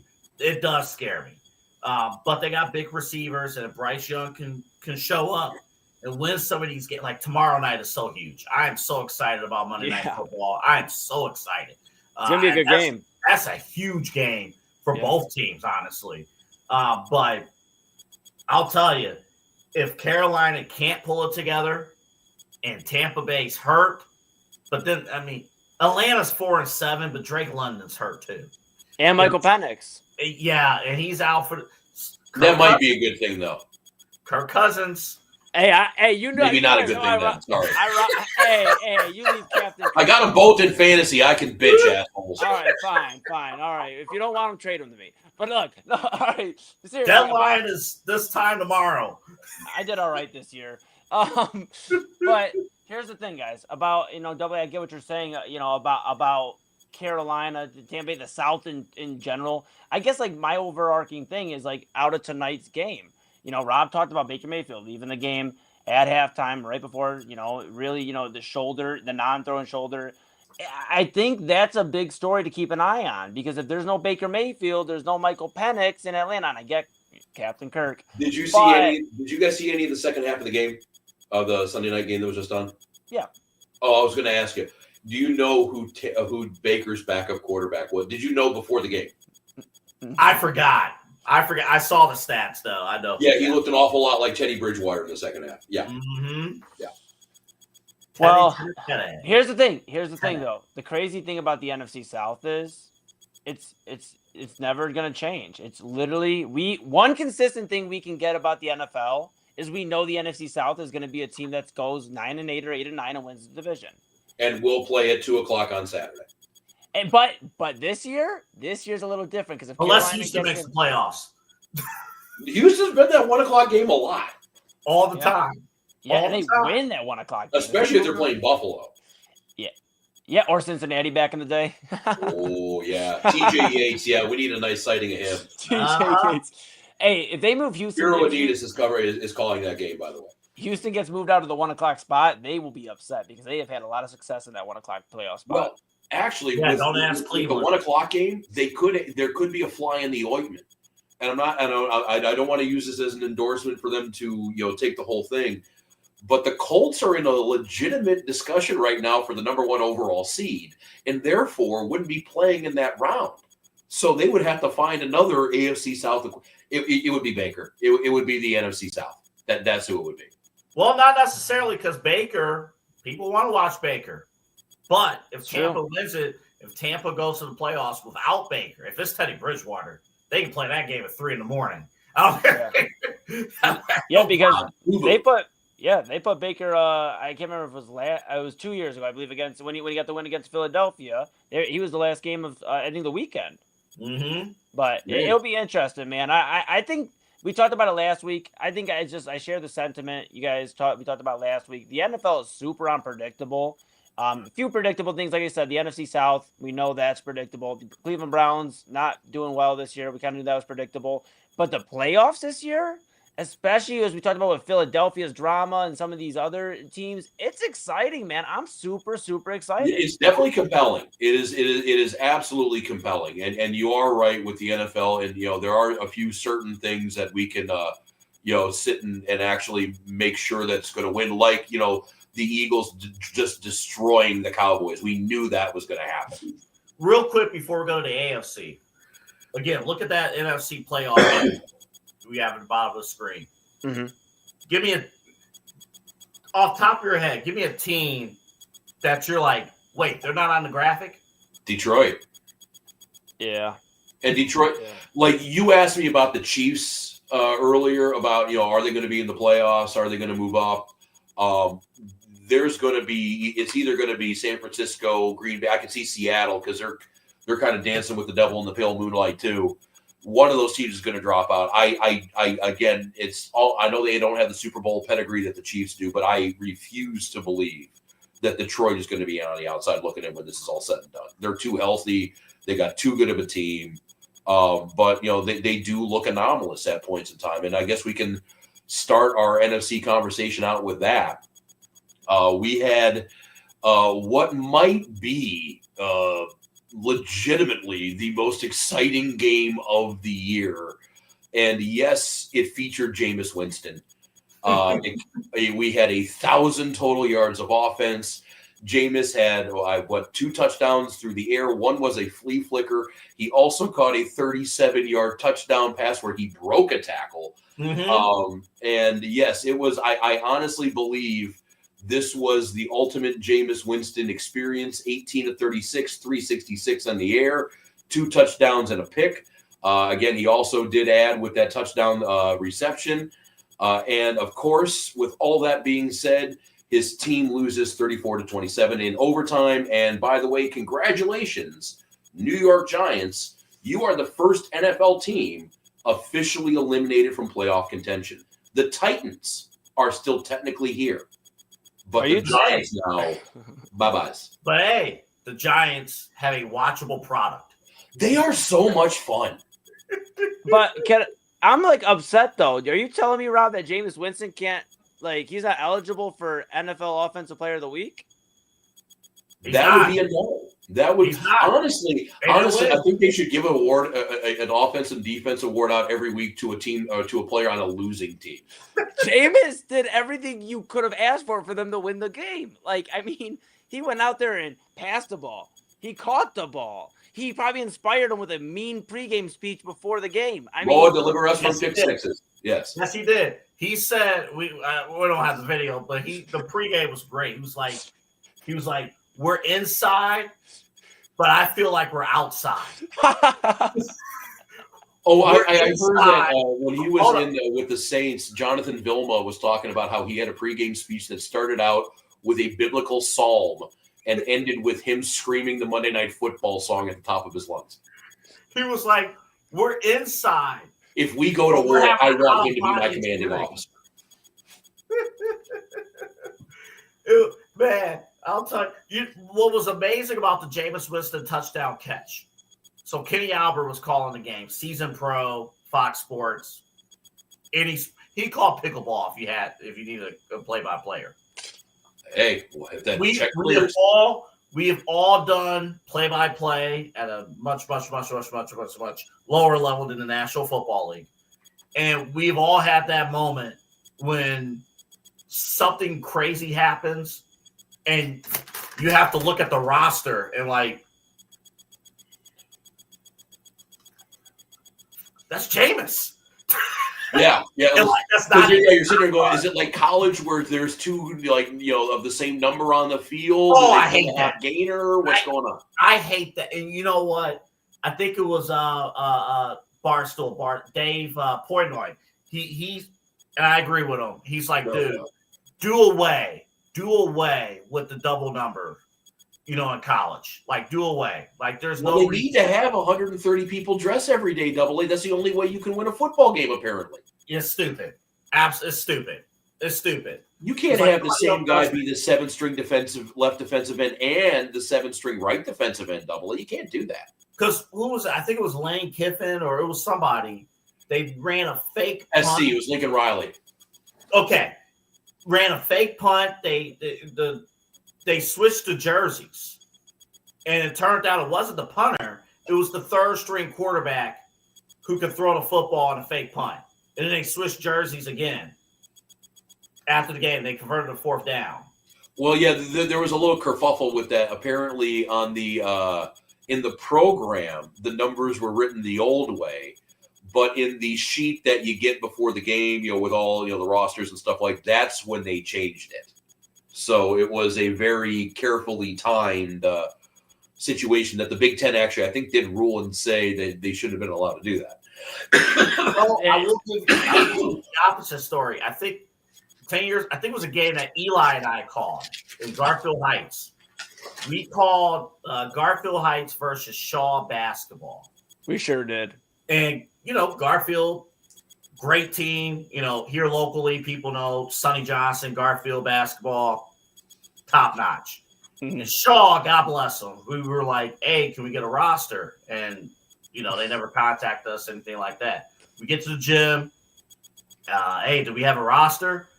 And one of the assistants wrote on a sheet of paper that's this big, wrote down the names, and I'm like, there's only 6 guys. Yeah, that's how much we dressed. Dude, Well, that Garfield team too, like just on a side note, because I know we're kind of digressing, was crazy. Alonzo Gaffney slammed in the first minute, and Garfield goes nuts. And shout out to Michi Johnson, because I think that was a freshman year was that freshman year Michi, or was that right? I think it was freshman or sophomore. Yeah, freshman or sophomore year Michi Johnson, who's over at South Carolina, maybe NBA draft ready. I know we're digressing from football for a moment, so I'll kick it back to Rob. No, you're cool. You're cool. High school play-by-play is definitely fun. I'm AA doing hockey games with handwritten rosters that we got basically in the same situation that you guys. We'd have to walk down to the penalty box. And be like, hey, bastards, who are we calling? And I think the saving grace was that we were so new and so wet behind the ears that we had no idea that we were really in the eye of the biggest shit show going when it came down to that. And we just thought that was just how things go. So the naivete probably helped us out. But I do want to go back to football here in the NFC and that Giants game actually too. We could talk about Jameis and how fun he is, and honestly, he needs to be whatever team is projected to be a top 5 bad team.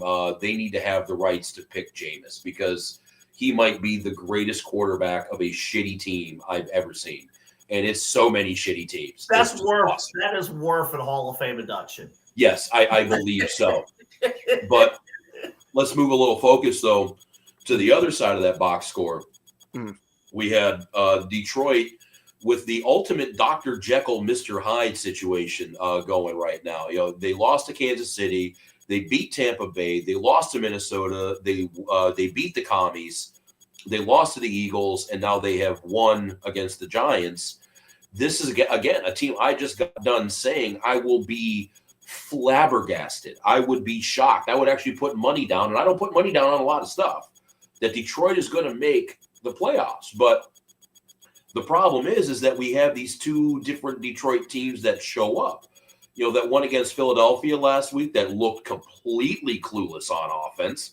That's also, what happens, when their losses against Minnesota and Kansas City, too. They were stifled. They had no idea what was going on. But then you have the game today and the team that played today. You had Jahmyr Gibbs with a 200-yard game on the ground. You had Eli's boy, Amon-Ra St. Brown, with a $150 in the air.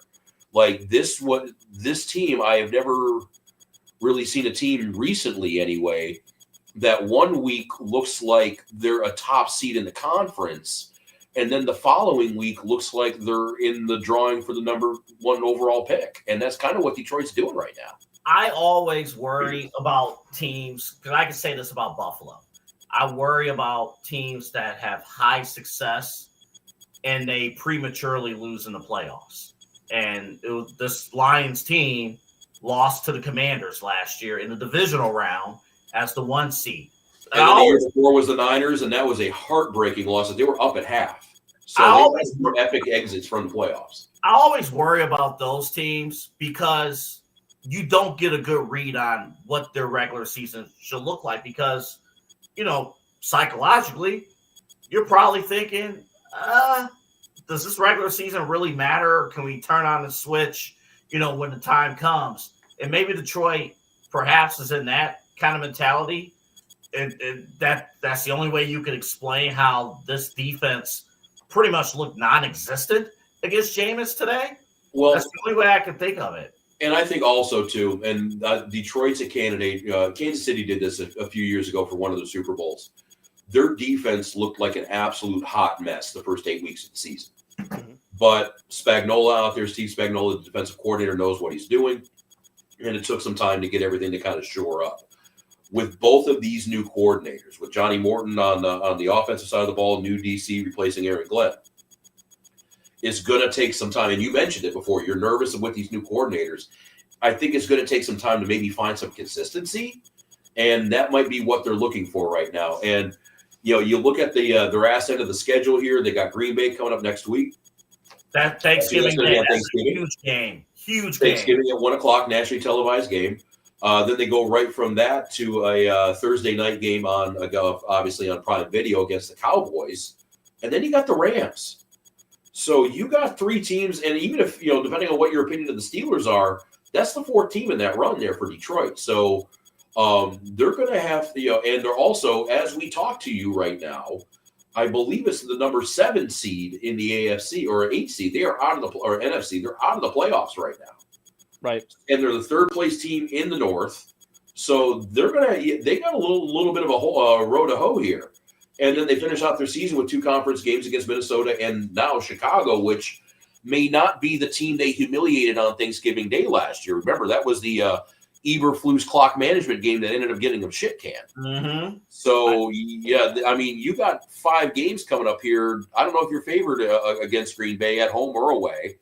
I don't know if you're favored against the Rams in Los Angeles. I don't know you're favored against the Steelers in Detroit. And I don't think you're going to be favored against the Bears in Soldier Field. So, yeah, Detroit, for a team that I would be flabbergasted not to make the playoffs, there is actually a pretty clear route in them not doing it. Yeah, and I think something super important to keep an eye on, too, for Detroit is they did put Sam Laporta on the IR. And obviously starting tight end, had a great rookie season, kind of a little bit of a sophomore year. But, I mean, he's a very important piece for Jared Goff. Something Jared Goff's always been, very reliant on is getting the passing game going by getting his tight end involved. He did it in Los Angeles. He does it in Detroit here, and Laporta's been a great addition. Him being on injured reserve is kind of big for Detroit that I don't think was talked about or really noticed a lot, but it will be noticed as the season goes on. And Jameson Williams, I think, is a guy to keep an eye on for Detroit. You talked about Amon-Ra. Amon-Ra is that dude, man. I mean, he's going to give you, consistency. He's kind of the same as, Jameson Williams and these guys. Jahmyr Gibbs and David Montgomery in the backfield. But Jameson Williams, a guy that was very highly touted coming out of Alabama, talk about when he was in college, Ohio State fans were hoping he would keep transferring over to Ohio State. So, I mean, he's a really good receiver, a great deep threat. He's not necessarily the catch the ball certainty as Amon-Ra, but he plays that big bang, big play part of the offense. And I think they're going to have to get him more involved now that Laporta's there. I think they threw it to him about 3 or 4 times a day. He didn't catch a single target, but I think they're going to have to try to find a way to get him involved early because otherwise teams, especially with Laporta not being there, are going to start paying more attention to Amon-Ra, which then – if they can shut him down, now it's just a matter of shutting down the 2-headed monster in the backfield. I don't even think it's a 2-headed monster anymore. I don't even think Montgomery is really – I mean, this has been a multiple-year transition. He's a change of pace guy at this point. But, yeah, Montgomery's not even a big play threat the way that he used to be, and it's really just Gibbs or bust in that backfield. We also got to remember, too, with when Dan Campbell put the glasses on a couple of weeks ago, started calling the plays – Jameson Williams, or his lack of usage, more specifically, was one of the cruxes that made him start doing that. And Johnny Morton, the current OC, I think talked to the press a couple of times and said that it was dishonorable or unforgivable or a very strong word about him not getting Jameson more involved in that in the offense. So, yeah, I mean, again, you talk about the NFC right now and completely unpredictable. Where is this going to go? We don't really know. I know we already hit the NFC, and I know we don't have a whole lot of time left here for our NFL roundtable. But the one game that we didn't talk about was the one game that everybody was talking about. And before today, I was about to ask you guys a legitimate question about whether or not the Kansas City Chiefs can make the playoffs at this point in time. They were 2 games out, sitting in the 10 seed, and they had a pretty tough home matchup against the Indianapolis Colts. They ended up pulling it out in overtime, 23-20. They actually win their first one-score game of the season. And it was Patrick Mahomes pulling the magic late. I'm sure nobody's really surprised about that. He had 29 of 46, 350 yards in the air. Did not throw a touchdown, but basically let the rest of the team kind of just do what they're supposed to be doing. Kareem Hunt, big day on the ground. Again, you talk about, or I was mentioning how Detroit's up and down and very inconsistent. It seems like the Kansas City Chiefs are kind of turning into that too, because this was clearly not the team that we saw last week, and I don't know if it's going to be the team we see next week. Well, it is crazy too because it's the same players, same coach. I heard Peter Schrager mention that. It's like it's the same guys, that side there before, and they were down 20-9 going into the fourth quarter. I think with 9 minutes left in the fourth quarter, they were down 20-9. This is going to be the big question. You see those newbies that's at the top. You see the 2005 AFC playoff. 2025 AFC playoff standings. Basically, that's right. Not too far. Can those teams? Can they? I mean, again, Buffalo is going to come into town.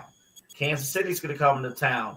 Can these newcomers handle beating Patrick Mahomes? This in clutch situations. Indianapolis did not pass the test today. This was a game that Indy could have knocked out Kansas City, and they failed.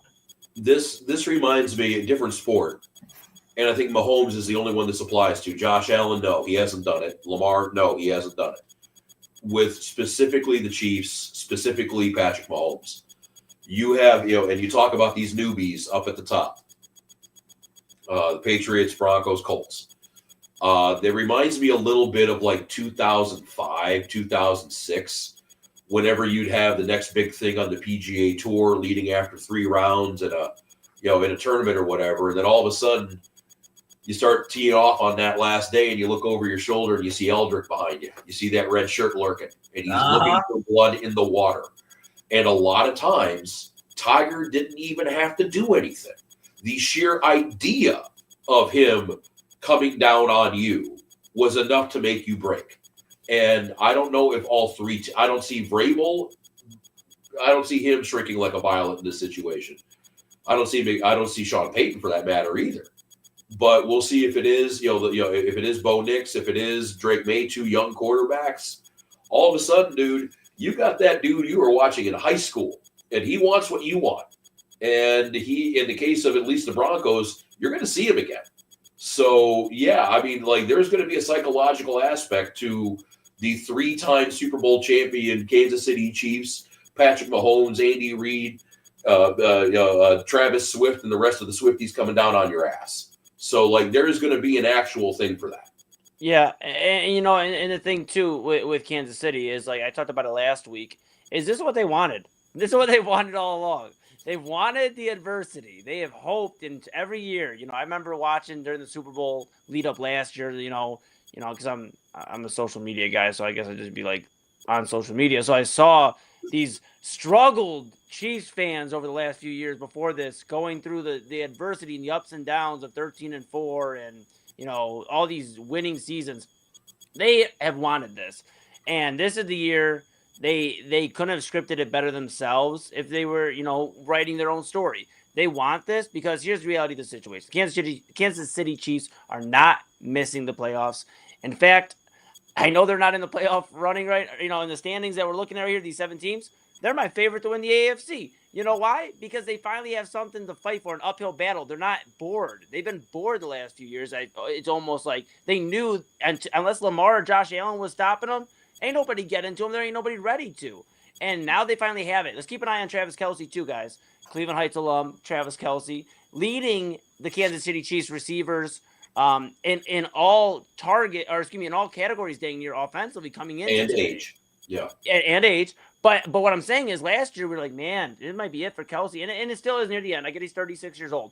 But, man, he is having a very, very good year. We talked about Matthew Stafford turning back the clock a little bit. Look out for Travis Kelce, because if Mahomes and Kelce can get these other guys like Rashee Rice, who missed a little bit at the beginning of the year, now he's starting to get his momentum going even more, over 100 yards today. The Kansas City Chiefs are the Chiefs, and they have been there. And it's just like if Brady, when he had some quote unquote off years, that just made him want to go harder and prove everybody that he's still that dude. The one thing that's going to be a challenge for Kansas City, they have lost to certain teams that's currently in the wild card. Oh, yeah, their tiebreaker situation sucks. The tiebreaker is going to be – like Jacksonville and Buffalo, like those are two teams right now they've lost to. It might be an easier path for Kansas City to make the playoffs by winning the AFC West. Yeah, that's not going to happen. Than the wild card. I'm not going to say it couldn't happen. They're only a game. They're only a game back of the Chargers. They're only one game back Of the Chargers. Who leads the division? Well, the Chargers lead the division. No, they don't. Sean Payton. I'm sure. Wow, Denver. Never mind. Wow. I looked up. It's late. My bad. It's late. But that's fair. You can get the head-to-head against the Chargers because they do have another game. And then you got to mess around with tiebreak. But that's the other problem, too. Now I'm getting my notes messed up. I think the Chargers won the first matchup against Kansas City. It was the opener. It was one. It was the opener. It started off the season, yeah. But Kansas City was going to make things tricky. They don't own a ton of tiebreakers. They've lost. Yeah, their fate is not completely their own. Mm-hmm. And, they got Dallas, Houston, the Chargers. Again, you mentioned them. We'll see how they do against the Titans of Tennessee. That's going to be a squeaker, I'm sure. And then you have Denver and Vegas to finish out the season. So you got the Chargers and Denver as really the only major competition. You also got, looks like a Thanksgiving Day matchup against the Cowboys. So that's going to be, that's the one game that the Chiefs always do play at the end of the season, is that most every team is used to playing every week. The Chiefs, you saw it last year, they were playing every 3 days, it seemed like in some cases, and somehow it still added up. But, they're not in their own – they don't have their own they don't control their own fate. And I kind of agree with you, Eli. I think this might be a challenge they want. You got to keep in mind, this is a team, or Patrick Mahomes is a quarterback that with all the Super Bowls he won, didn't play a road playoff game until last year. Everything he ever had was, either a home wild card game, number one seed in the league. He was fine. The only road games he ever played in the playoffs were the Super Bowl. Mm-hmm. So, this, and also, you mentioned Kelce. There was a story that was breaking yesterday and today about he will decide his future after the season. This could very well be, if we want to use the 98 Bulls a little bit here, this might be the last dance.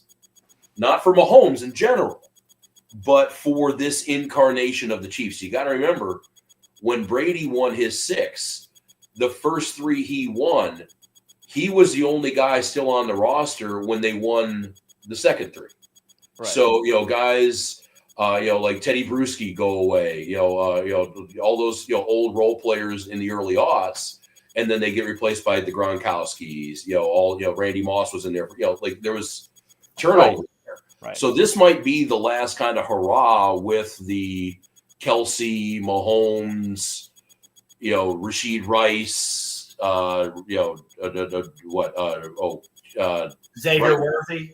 Xavier Worthy, Kareem Hunt. That might be the last one. This might be the last hurrah with that. So I could see that being motivating too. Have you got? I will disagree with you on one statement. I think Kelce has one more season. Mm-hmm. Who knows? I mean, he might very well. That's fine, but you know why?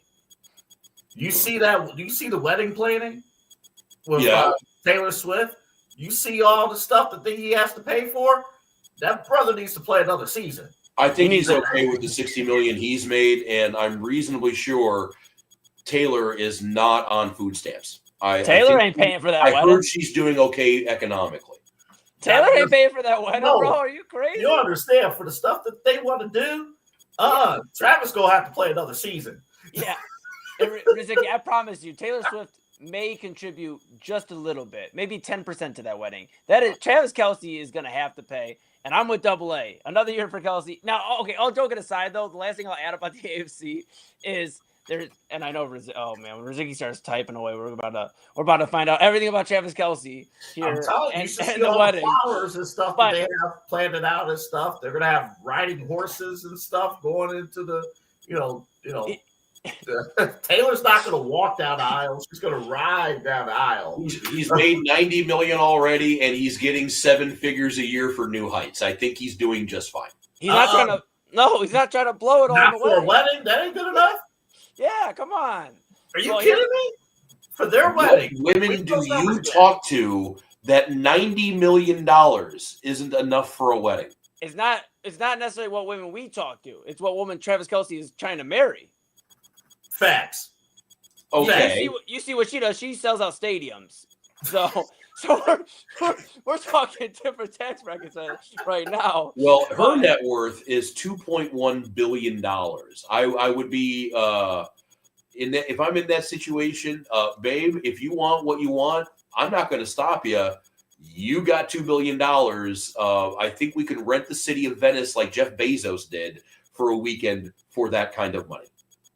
Well, I'm just saying. I'm telling you, we see. And I am all for the modern women rights and them, contributing just as much as a male would in that situation.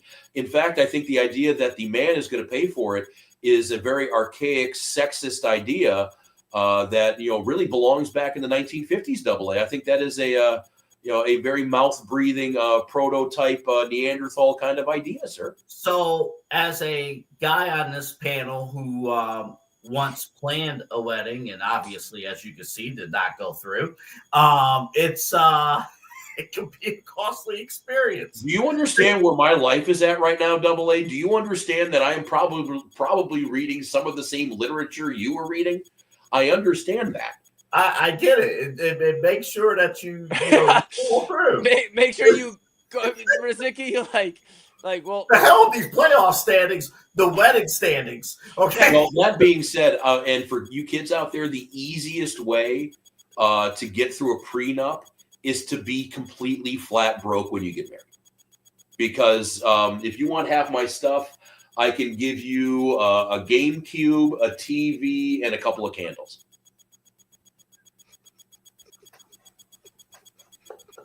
All right, look, I was going to talk about it. So should we end this segment right now if we're talking about marital advice? Because the three of us should definitely be giving that. But yes, things that we didn't have a chance to talk about today that I wish we did, but obviously time is a factor. The Patriots, they actually help out the Browns a little bit. They're the reason why the Browns now are tied for third in the NFC or in the AFC North. They beat the Bengals 26-20. The Seahawks actually was a lot closer against the one-win Titans than it should have been, 30-24. Seattle will fall off. Yeah, Seattle. I think they might be one of those teams that will take a dip for sure. Mm-hmm. On the opposite track of that, you have your brand new AFC North leaders, the Baltimore Ravens. They are now tiebreak over the Steelers with their 23-10 win over the Jets. You want to talk about some crucial games coming down the stretch? The Ravens and Steelers are another set of teams that will play each other twice in the next month and a half. Jags and Cardinals. Jags actually pull that one out, 27-24. The Jaguars, as it stands today, if you look at AA's little handy graphic underneath us, they are the 6th seed in the AFC playoffs. Tony Khan's going to the playoffs. And the Browns, sure as shit, are going to be getting probably the 24th pick. So there you go. Well, I will say this. As long as it's not 22. Yep, as long as it's not 22. And I will say this is my final point before we start getting the marriage stuff. You see two AFC South teams right here, Indy and Jacksonville. There won't be two AFC South teams. I think that's a pretty good bet. And they're going to face each other. I think That's your 1 o'clock game. If they both make it and have to play each other, that's your 1 o'clock. There is no way you can out AFC South that game. There's just no way.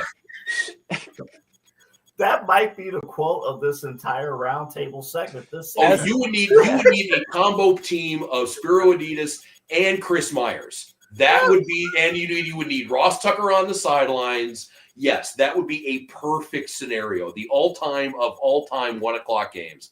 Yo, chill on Ross Tucker. He needs I love Ross, dude. He needs to be calling bigger games. He was actually Dude, I'm not an insider or anything like that, an expert with media, but he has been steadily moving up. And I know we don't want to take any attention away from us, but the Ross Tucker podcast, you want to know about football, that's the way to go. Him and Mina Kimes are the two best people out there for sure. But yeah, that was, I guess, your NFL roundtable. The Falcons and Saints played. I don't know if anybody gave a shit about that, but the Falcons won 24-10. So how did Kirk Cousins do for you in fantasy? He was on the bench. I had Sam Darnold go. Disrespectful. That worked out well. All right. Kirk Cousins makes Matt Stafford look young. I wasn't going to give it a week. But, mixed with all that, we had the Broncos, Dolphins, Chargers, and Commies all on bye. I think next week is going to be the last week of buys. So that's going to wrap up pretty soon. And we will be getting into the final stretch of the NFL season. I think next week we should debut our appropriately timed MVP power rankings. I am going to ask you guys for some homework here. Top 3, top 5, whatever it's going to be. I would love to have a discussion about maybe where that's going to go with the NFL right now. And then maybe even if we want to do it fun, have 2 lists, 1 quarterback, 1 non. We'll get into that for sure. But that was the NFL roundtable. A lot of teams won, a lot of teams lost. The thrill of victory, the agony of defeat, so on and so forth. No ties. Yeah, no ties this week. Yeah. And then, we'll have a Monday night game coming up tomorrow. That is the Niners and the Carolina Panthers. Yes, I am sure a matchup that the entire country is thrilled to watch. Big game. You got 2. If you would have thought that game would have featured 2 over 500 teams in week 12 of the season, not bad. Yeah. But this is the main event here on the Inside Edge Podcasting Network. We got AA Anthony Alford in the middle. We have Eli Moon on the camera left. I am Rob Rozycki, and we'll be right back here. We got to talk some news and notes. We'll figure out what the hell we learned, and we will get you going on your way, and hopefully we'll do all that before 1:30 in the morning. This is the main event here on the Inside Edge Podcasting Network. We'll be right back here after a word from somebody.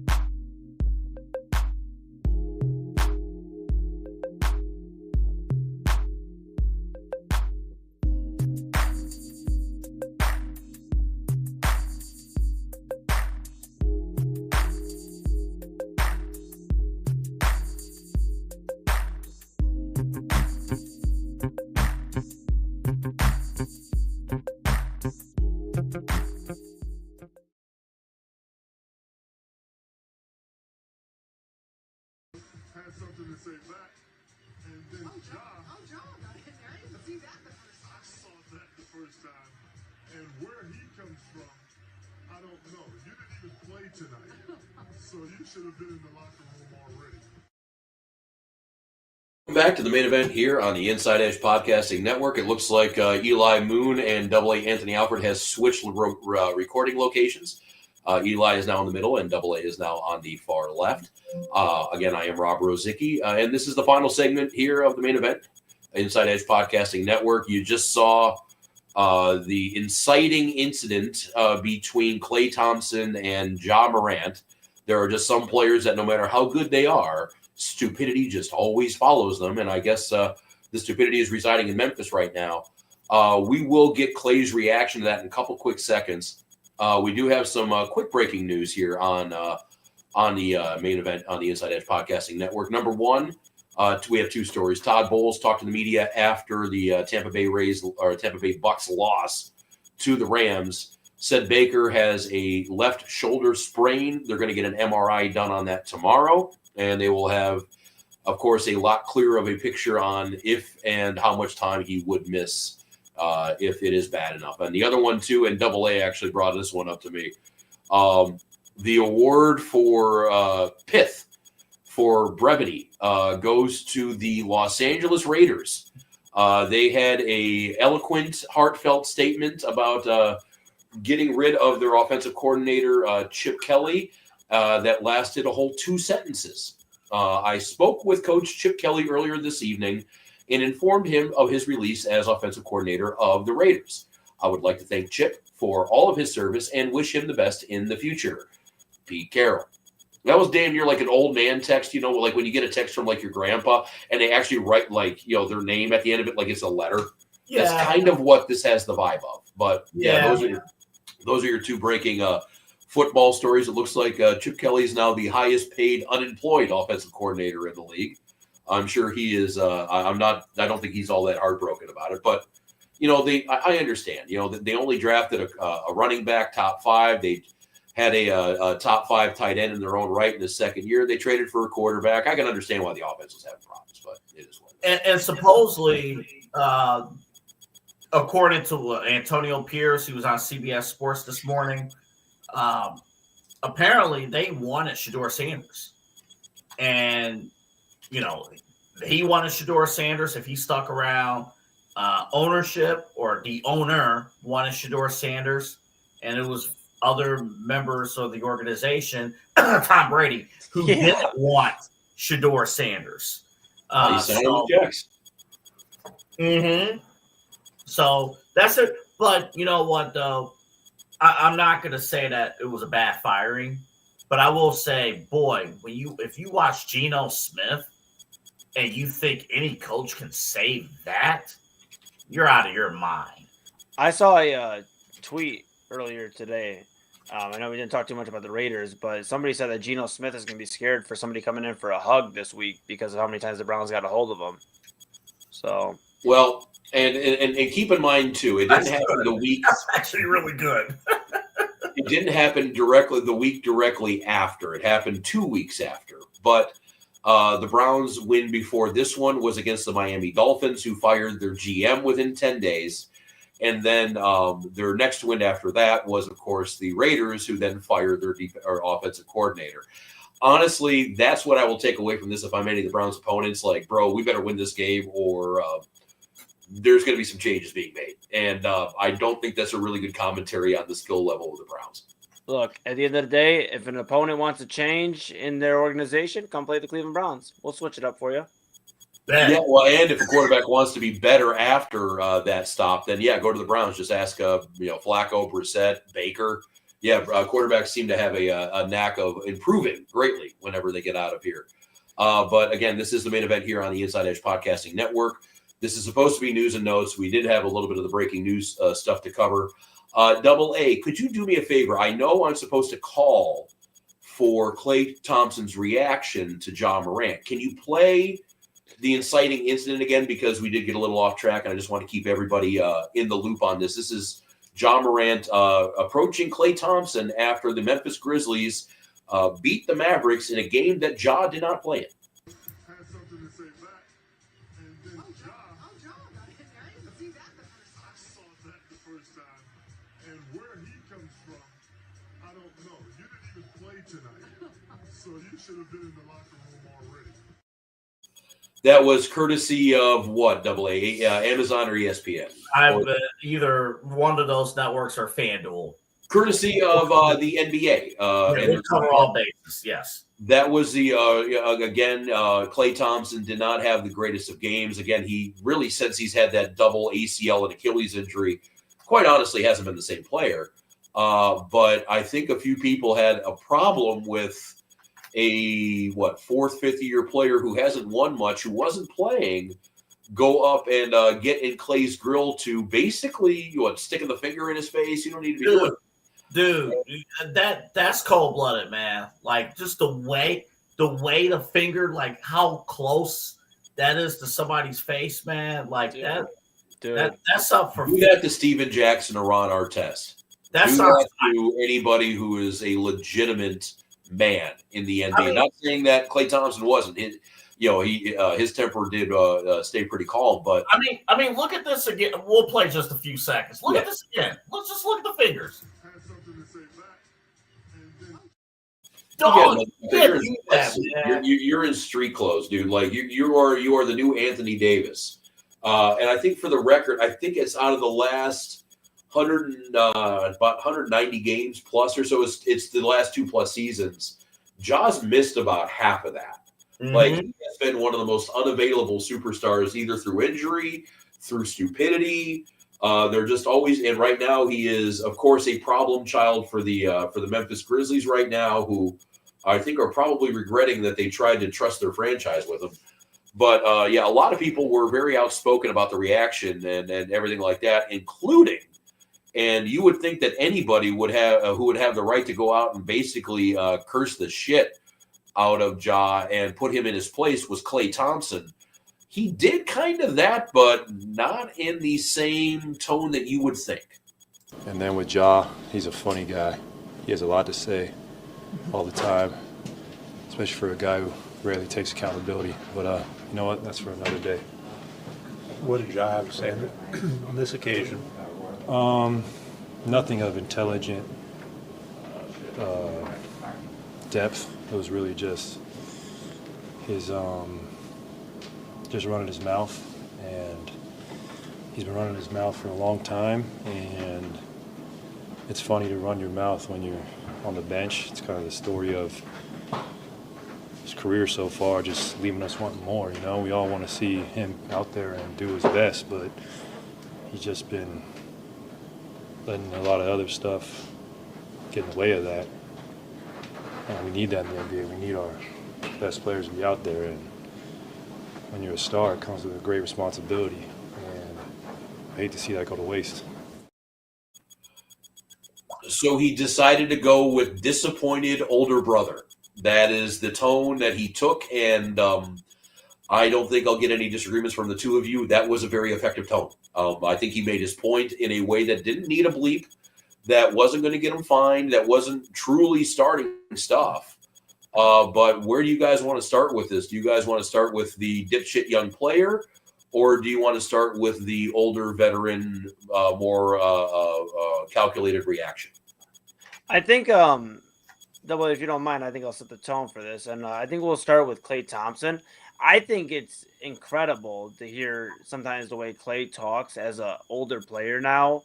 A guy, he's a 4-time NBA champion, and damn, are they all against us? I mean, and for the most part, okay. And that makes me mad as a Cleveland fan. But when I take away the rivalry and the Golden State, hate, whatever, I rock with Klay Thompson, man. I mean, he's a chill dude, man. He just minds his business, shows up to work, does his thing. The only time he don't show up to work is because if he's injured, like Rob. Yeah, because his body part snaps off his beat. Like you don't hear nothing bad about Klay Thompson. And I think there was a lot to take away from that just exchange with the reporters alone. The biggest thing that stood out to me, Double A, was that we heard Klay talk about, Ja was not really saying anything of intelligent depth and was running his mouth. And that, you find out, if you just, you have a responsibility, and, he's found out, Klay Thompson has found out that when you kind of talk and provoke people, especially guys of stature in the league, and I get it, Klay is not the same player, but he found out in 2016 when he was talking in the, media availability about LeBron and the Cavs and about LeBron being sad. And we know what happened in 2016. So I think it's very wise and a great thing for Klay, whether Ja wants to take it or not. We'll talk about Ja here in a second. I think it's great to hear from Klay passing this on because he is grooming the next generation of stars because he has the number 1 pick in his locker room in Cooper Flagg. Well, first off, let's not use the word groom while there's some certain headlines popping around Washington. Well, all right. That being said, I understand what you're saying. For mentor might be a better idea. I'll just say this, though, with Klay, it's very interesting to really consider that and it should be this way, he kind of gets lost in history a little bit in terms of his importance. I mean, you can look at it two ways. He was the second best shooter in NBA history, or he was the second best shooter on his team. Well, but I watched him when, the Golden State was in their prime run. There were games where Klay Thompson carried their offense. Well, he was also, before the injury, a bona fide defensive player of the year, too. Exactly. And I do think with Klay, once Kevin Durant joined the Warriors, that kind of bumped down his importance among the national media. But yeah, Klay Thompson has been that dude for a long time. And sometimes you get to a point where, when you see good talent go to waste, like with Ja, you make poignant statements like that. And it was poignant, with Klay. But yeah, it was great to hear from Klay from that standpoint. It's just a dumb incident with Ja. We'll get to Ja in a quick second, but I do want to just say this about Klay is, first off, the word that came to my mind too was articulate. He knew what he wanted to say. He used he wasn't stumbling himself. He wasn't nervous. You could definitely tell that his dad knew what he was doing in the NBA too. But also to that level too, that's what you saw there is the wisdom and the confidence of somebody who has been on the NBA summit, has been on the mountaintop, 4 titles with those Warriors teams, part of the statistically anyway, the greatest backcourt in NBA history. And quite frankly, it's not close. And quite frankly, they're still going between Steph and him now, right? He could be, I don't know what he wants to do post basketball, but that could be a coach. He could also coach. That could be a coach. I mean, that's somebody, if you got a young team, that's somebody who you probably want leading. That's going to be your next Jason Kidd. Or college, even at that matter, because he knows and he's got great perspective, and I think that's where this confidence comes from. He was on the mountaintop again. The 4 titles. He was, the NBA equivalent of a member of the Beatles for a half decade. It was the end-all be-all. But then he also knows what a roster looks like when the offensively challenged power forwards getting pissy. He knows what it's like to see a fight between that power forward and another teammate in, Jordan Poole. I think that he pretty much went to witness protection after that. So he has seen that. He's also been in that rehab room with a full beard in the middle of the summer and knowing full well no NBA fan gives a shit about him and how his Achilles is healing or how his ACL is healing, and going through that double rehab process, years of rehab process, that will humble you as much as the winning will inflate your ego. And what you saw in that speech was the textbook definition, the archetype, the perfect example of a veteran that knows how to win and is informing somebody else they don't have any clue on what they're doing. Because Ja, okay, he can win the social media game. He's playing a different game right now than Klay Thompson. Klay Thompson, we're talking about where he falls in the top 50 players of all time. We're talking about when he will be inducted into Springfield. It is going to happen. Ja, he's fighting with a team trying to get out of town. He's doing dipshit videos on Instagram. His life is so completely away from what you need to do to win 4 titles, to what you need to do to win a title, to what you need to do to even win your conference, which he has not done. And Klay, in his way, was telling the kid, get your shit together before you come at me again. Or just at life. I mean, yeah, life. Yeah, I mean, his life's a mess too. Straight up. And we talk about this all the time. Like, you got to have the right people around you. If you don't, you get they're just happy to be there, but they're not going to help you in terms of success. And I think the Ja Morant stuff is kind of, that's been under the radar just because he's in a bad spot because the person he shouldn't be listening to conceived him. Well, we've been focused on Zion Williamson and other guys who have fallen short, and Ja sometimes gets caught under the radar. But yeah, I mean, he has the talent to go to the Hall of Fame. But I'll give you a real life example. We all used to work at a place where we've seen inspiring broadcasters walk through the door, and the ones that work hard, the ones that do all the things that you need to do, they're the ones that are successful. They get jobs and they are successful. But how many people walk through those doors loaded with talent? Waste. How many There's a difference between being talented and being a professional. How many people, if you're hooping, whatever, how many top athletes grew up in your neighborhood? Top athletes or top whatever. And they don't have the discipline. They don't have the right people around them. And Eli's a great example, with his music. Eli is extremely talented and he knows his stuff. He is wise beyond his years in the music scene. But he is very successful because of his hard work and because of the collective that's around him. And the combination of those factors have led to great success. And Ja Morant has not had the people around him to help him be successful. Well, and, Barkley kind of has the same story about it, too. When he was a rookie and he was getting eaten alive, he looked at Moses and said, what's the issue? Moses Malone, who NBA Hall of Famer in his own right. Moses looked at him and said, well, you're fat. He goes, you can get away with that at Auburn, but you're not going to get away with that here. And didn't just criticize him, but helped him get into shape, helped him, was the veteran. And that's what it comes down to, is that he might have some good voices in his ear, but you got to choose to listen to him. Barkley could have looked at him and said, what do you know, old man? Get the hell out of here. But his career would have been worse off for it. And yeah, you're seeing, and I'm sure probably from the perspective too, from Klay, is that he's seen 10 Ja Morants in the last 15 years in the NBA. The next big thing, the next top 5 pick that's going to be, Who is that kid for the Sixers that went down to Orlando? Markelle Fultz. Mhm. Guys like that who are the next big thing, and then all of a sudden, 4 years later, they're playing, semi-pro ball in Israel. So we see that happen a lot.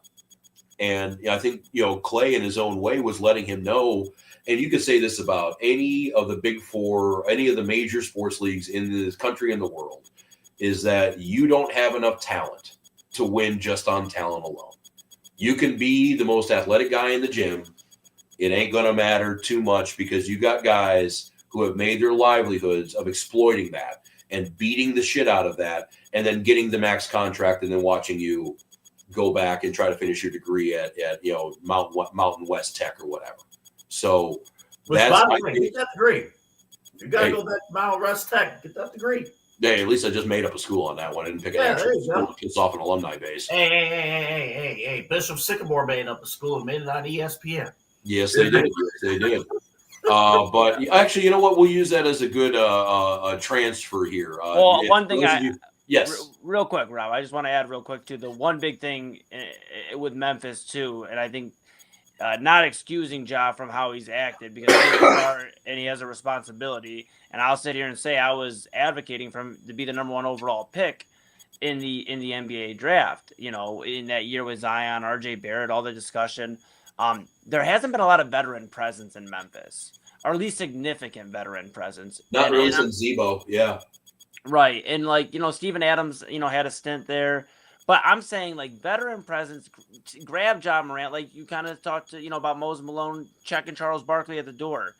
Checking Ja Morant and telling him, dude, you have the potential to be one of the best players in the league, but you are the greatest one of the greatest abilities my pops always taught me, Papa Moon, is the greatest ability is availability. And if you're not available, then you're not doing anything to help your team. So I just think, you look at around him, Jaren Jackson, they had Desmond Bain there. They've had young guys around him that are all growing up around him in the league together. So I think the lack of veteran presence is something that the Memphis front office, if they do want to keep Ja, which at this point, I don't really know if there is a relationship there anymore, but if they do want to, or whoever goes to get Ja Morant needs to make sure there's veterans in that locker room that will check him at the door and let him know this is not how we play here. We're here to win championships, not post on TikTok.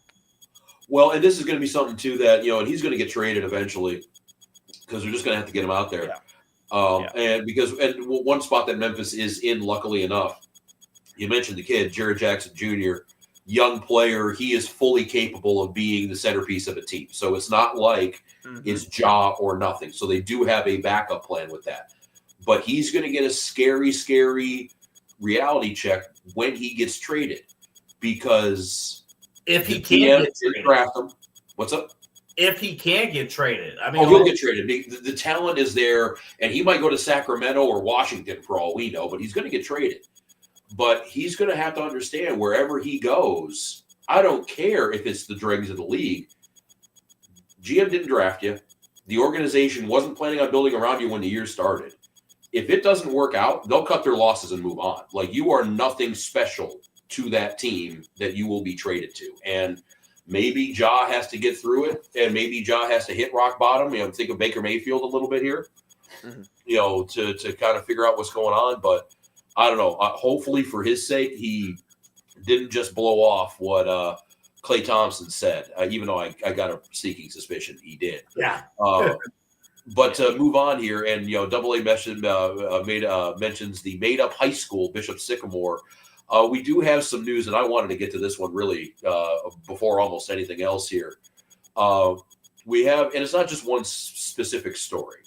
We're getting word now through a lot of media outlets and a lot of different areas that youth sports is now the latest victim for these private equity firms, for these hedge funds to invest in and make money.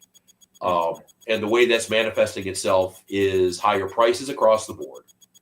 And something that if you're a parent or if you're a grandparent and you did take pictures back in the day of your kids playing t-ball, volleyball, whatever, because it's every sport that's being affected.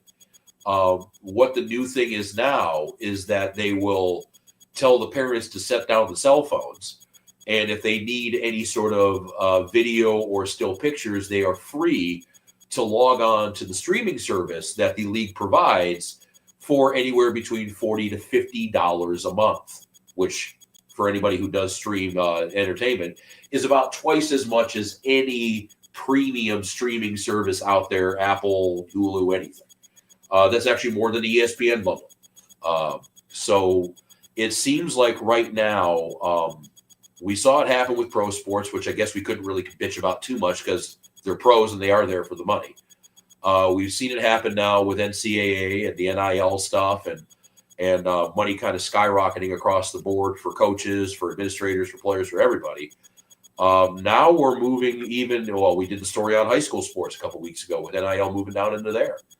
But now it seems like there is no level of sports that isn't being monetized by people who, quite frankly, don't need the fucking money and don't have really any business besides a financial one of being involved with youth sports. Some of these groups have a division that runs youth cheerleading competitions and a division that runs a paramilitary in Venezuela. Like, we are talking about those kind of companies here getting involved and, quite frankly, bilking parents and taking advantage of middle-class Americans who just want their kids to play sports. Well, it's not necessarily just the middle; it's upper middle class. It's everybody. Well, yeah, but think about like who's going to these travel, teams. So we kind of joked about it. This is not a joking matter, but we did mention like during the pre-show today. It's like, well, who's actually going to these travel teams, right? Because I know, growing up, my parents couldn't afford, like travel sports or anything like that. I think the furthest I ever went for a Little League baseball game was about an hour and a half drive. Matter of fact, travel sports, the idea for me, the idea of paying for sports, like sports fees at your high school, was foreign to me. Because when I went to Maple, we did not have to pay. Well, I went to school out in Pennsylvania, and I remember you guys describing that to me the first time I heard about it, and it was the same reaction. Like, I looked at you like you were speaking Spanish, because I believe that is a if it's not a commandment, we need to make it one, and it violates a very, very basic tenet that sports are for everybody. Mm-hmm. So, like, we didn't have to pay, but like I heard, like, and this is years ago. I don't know about what's going on now, but like Garfield had to pay, and then others, you had to pay $50, to be involved in sports. But on the flip side, Maple didn't offer as many sports programs as others, so that's part of it. But with the travel thing, yeah, you're talking about just as what businesses do now, emptying the wallet, draining the wallet. I mean, you're already attacking at this point the upper middle class to high class parents who are already spending tons of money to go to these travel, programs. So the unfortunate thing is, in most cases, they're already there. They're not going to turn their kids away from the camps just because they got to pay for photographs. You already got them. So why not drain another? It's like the really expensive hot dog at the stadium. You've already paid the $150 ticket. You're going to pay the $12 for the hot dog. Yeah, and they see this and they know this. And I see it, like just kind of tying in my wrestling background, because that's primarily what I did throughout my life, like sports wise. Like, I mean, I did football and baseball and everything else, but wrestling. Yeah, well, that beard, you look like a member of the Wyatt family, but yeah. But listen to lie there, buddy. Thanks, buddy. I appreciate y'all. But it's wrestling. So like every tournament you enter, like you pay an entry fee, and I don't know if it's changed. I haven't wrestled in some years, but I mean, Youth bowling was the same way, yeah. You pay and I mean, it's not like cheap. I mean, God bless Papa Moon and Mama Moon, because they were paying for every entry to make sure that a young Eli Moon could wrestle his ass off and get better through the summer. But you're paying all these entry fees, and then you talk about the concessions, and you gotta eat, and then you gotta travel out there, and it's already a ton. And that, like I said, I'm just using wrestling as an example simply because I just know in a summer alone, my parents probably shelled out close to $500-600 in just entry fees for tournaments. And just to add on to this too, and this is the example I brought up before the show. So I went to Raw in Columbus back in June. Mm-hmm. And in years past, we've always heard of wrestling show that pro wrestling shows, not real wrestling that Eli was talking about. We have heard, all photography, owned by WWE, blah, blah, blah, blah, blah. And no matter the show, we all took photos, no big deal. Well, this go around, if you had your phone up like this for longer than 30 seconds, a security guard in that arena of Columbus is coming down. If they see any kind of image on your phone, hey, sir, can you put that away? And they'll even pay extra people to have more eyes on the crowd to make sure that reaction time is even quicker. Mm-hmm. That's exactly what's going on with these youth sports, and it's dirty and it's wrong. And this your kids. And Eli, to your point, talking, $1,000 or so with just wrestling stuff, $5,000 to $1,000. Your average bill for a travel baseball team is about $6,000 to $7,000 because you're paying for hotels, you're paying all that stuff you mentioned. You're paying to live while you're doing the tournament, not to mention all the fees. And with baseball, at least with wrestling, I know they could probably get pricey, but equipment you need is a singlet, boots, and one of those happy little ear things.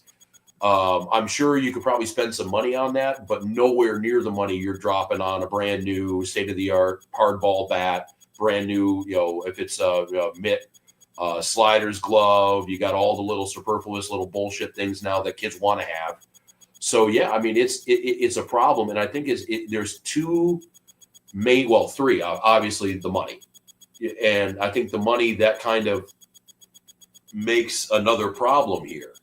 And I honestly think it's the saddest thing when you're watching a youth sport in this situation. I think it's going to happen more often.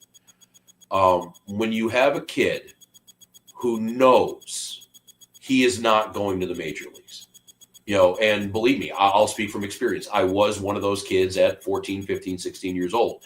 You look around and you say, well, that guy's faster. That guy's stronger. That guy knows how to hit the, and you just know. But the parents don't. And the parents still think that dream is alive. And I would think that when you start to spend professional money on some of these youth leagues, the expectation now turns closer to professional. And I also think, too, we talked about, middle-class people getting screwed over, upper-class people getting screwed over. In a way, the only people who aren't getting screwed over are the lower class. And that's the other problem, is that you're now creating environments with sports that should be fairly cheap to play. I could run down to the youth sports store, pick up a couple of gloves and some bats for less than $100. Mm-hmm. You're talking about, with baseball and soccer especially, you need a ball and a goal. With basketball, you need a ball and a hoop. And what these high fees are doing is gatekeeping, is making sure people of a certain income level aren't involved with these kind of deals. And if I'm a parent and I can afford this money, I'm all for it, because I don't want that underprivileged kid down the street who might be Heisman Trophy good to all of a sudden have a chance to jump on this football team. And like Ryan Gosling and Remember the Titans when Turk took his job. Yeah. You got the parents screaming there. You want to have as little competition as possible. So that gatekeeping does help the rich stay rich and the poor stay poor. And, just the fact now that it's another level, we had to deal with high school. We had to deal with college. We had to deal with the pros. Now we're dealing with 8-year-old fucking T-ball. And when one company does it, more and more companies are going to do the same thing. And it's really unfortunate, too, because, all of a sudden your 8-year-olds are the product of your business. And it shouldn't be that way. You got an 8-year-old kid, and you got a parent who's not handling it correctly, and they're letting the kid know, listen, dipshit, I spent $1,500 on you to play this travel ball. The last thing you're going to do is sit in the batter's box with the bat on your shoulder and just watch the pitch go by. Like, I could see that conversation happening a lot. And you know what? When you're talking that young, you have no idea if they're going to be good or not. As if you have an 8-year-old baseball game that looks vaguely like baseball, you have won. It's already happened too, Rob. I mean, I agree it's going to amplify, I think. But I've seen some of the most talented athletes around me that, you know, their parents, you know, growing up, their parents were just way too tough on them. And, you know, hey, we got to run, you know, in multi-sport athletes too, you know, like, hey, we go from baseball to football to wrestling, and you're in travel for everything, you know, and that's a change. That's a difference now, is that you got your travel baseball coach looking at you going, why the fuck are you playing football and hockey? Why are you playing baseball 12 months a year? Yep. And which isn't good for anybody. Well, and I had previous coaching experience, and we sometimes within public school or anything like that, or private school, that's where I've worked in the past, you're almost recruiting against the other sport that your school is offering. Yeah, if you're the track coach, you got to worry about the basketball coach. You got to worry about the football coach, because nobody wants to share a kid anymore. One of our top athletes on our girls track team, volleyball player. And volleyball is her number one sport. That's her favorite sport. That was that. And we had to compete to make sure that, A, she could contribute on the track and field team where she was a standout athlete, because volleyball wanted her year around. And I think you're a better athlete anyway when you do multiple sports. Oh, every study on the planet says that. And I think any coach that does force a kid to only play one sport should not be coaching. Yeah, football players literally, we'd have like the offensive linemen like running in the wrestling room, and they like, you want to see them by like week 3 of the like before the season starts up. But they'd be in there getting their cardio going, a lot of them, and some even did wrestle. Like, I mean, our starting line was the same as our shot put team. Like the throwers, like they just ventured right from the tackling dummies to the big metal balls. Yeah, and I think it's also like putting a lot of pressure. I guess is I think what we're talking about here too. You know, we've kind of highlighted it.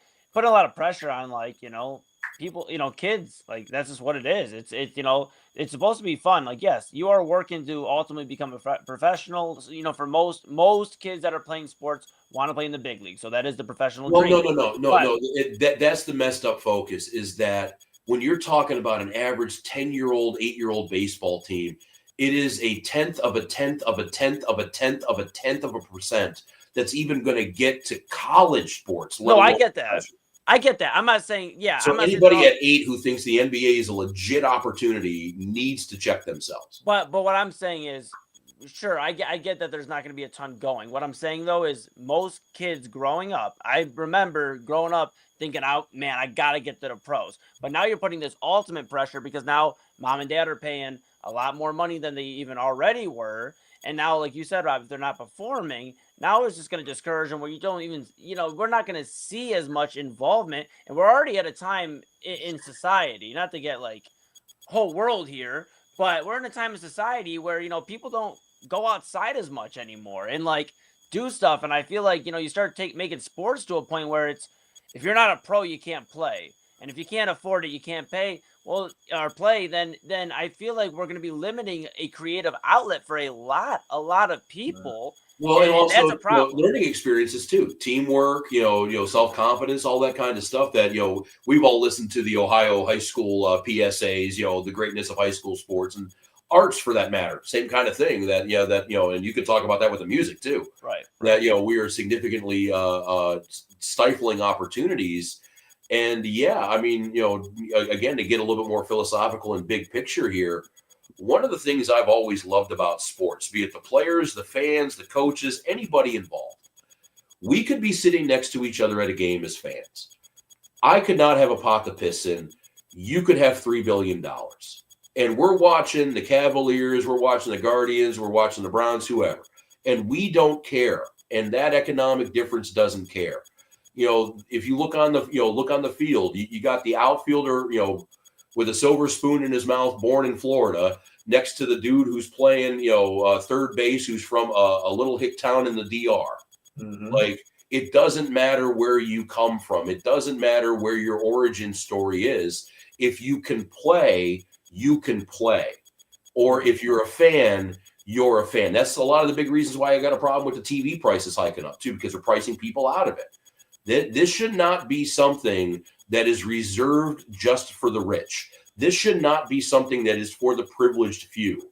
Baseball, football, basketball have all hockey, track, everything. Horse racing, boxing, going all the way back to the beginning of this country. They have always been the actual and perceived way that common people entertain themselves. The rich falutin bastard will go down to the ballet and watch the classical symphony. The regular Joe like me, I'll go down to Progressive Field and grab a hot dog and enjoy a beer and watch my team play. It has been that for 100 years plus. And because adults want to get in here and bilk either WWE stuff, be it cable stuff, be it the private equity with now these 8-year-old Bantam football leagues, all these guys want to do is rape and pillage everything they possibly can and then move on to the next sector. We're watching it happen to Hollywood. We're going to watch it happen to sports too. Ain't that a shame? And that's the sad thing. And then we'll move because, but I mean, the origin of sport, though, unfortunately, started with a lot of rich people that, picking up the sports, depending on what it is. But they realized in order for a sport to be successful, you needed spectators. You needed the idea that anybody can grab a ball and play. You can grab a football and toss the football around and play. How many times do we see the stories of like this guy was playing D3 ball? He started playing organized sports at 20 years old, and somehow he's here. And we love those kind of stories. The Sharps talking about not having running water until they got to college, Sterling and Shannon. Like those stories, as hard as they were maybe to do 50 years ago, they're even harder to do now. Mm-hmm. Definitely. Absolutely. Let's try to get a couple more. We'll do a quick one. We'll do a couple quick guys here. This is worth mentioning here. Let me put on the readers. Let's see. The University of Alabama, Birmingham had quite an interesting inactive report with going into their game against, I believe it was Central Florida. They had 2 linemen not eligible to play because they were stabbed. And they had another lineman who was ineligible to play because he was incarcerated. I don't think we need that long of a map or detailed of a plan to get to where we need to go on this one. Clearly, and reports did come out when it happened, we had a UAB defensive lineman stab 2 of his teammates hours before a Division I game.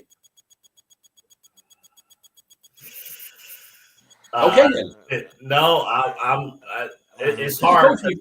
Should the coach be fired? Well, you clearly don't have control over that locker room. Well,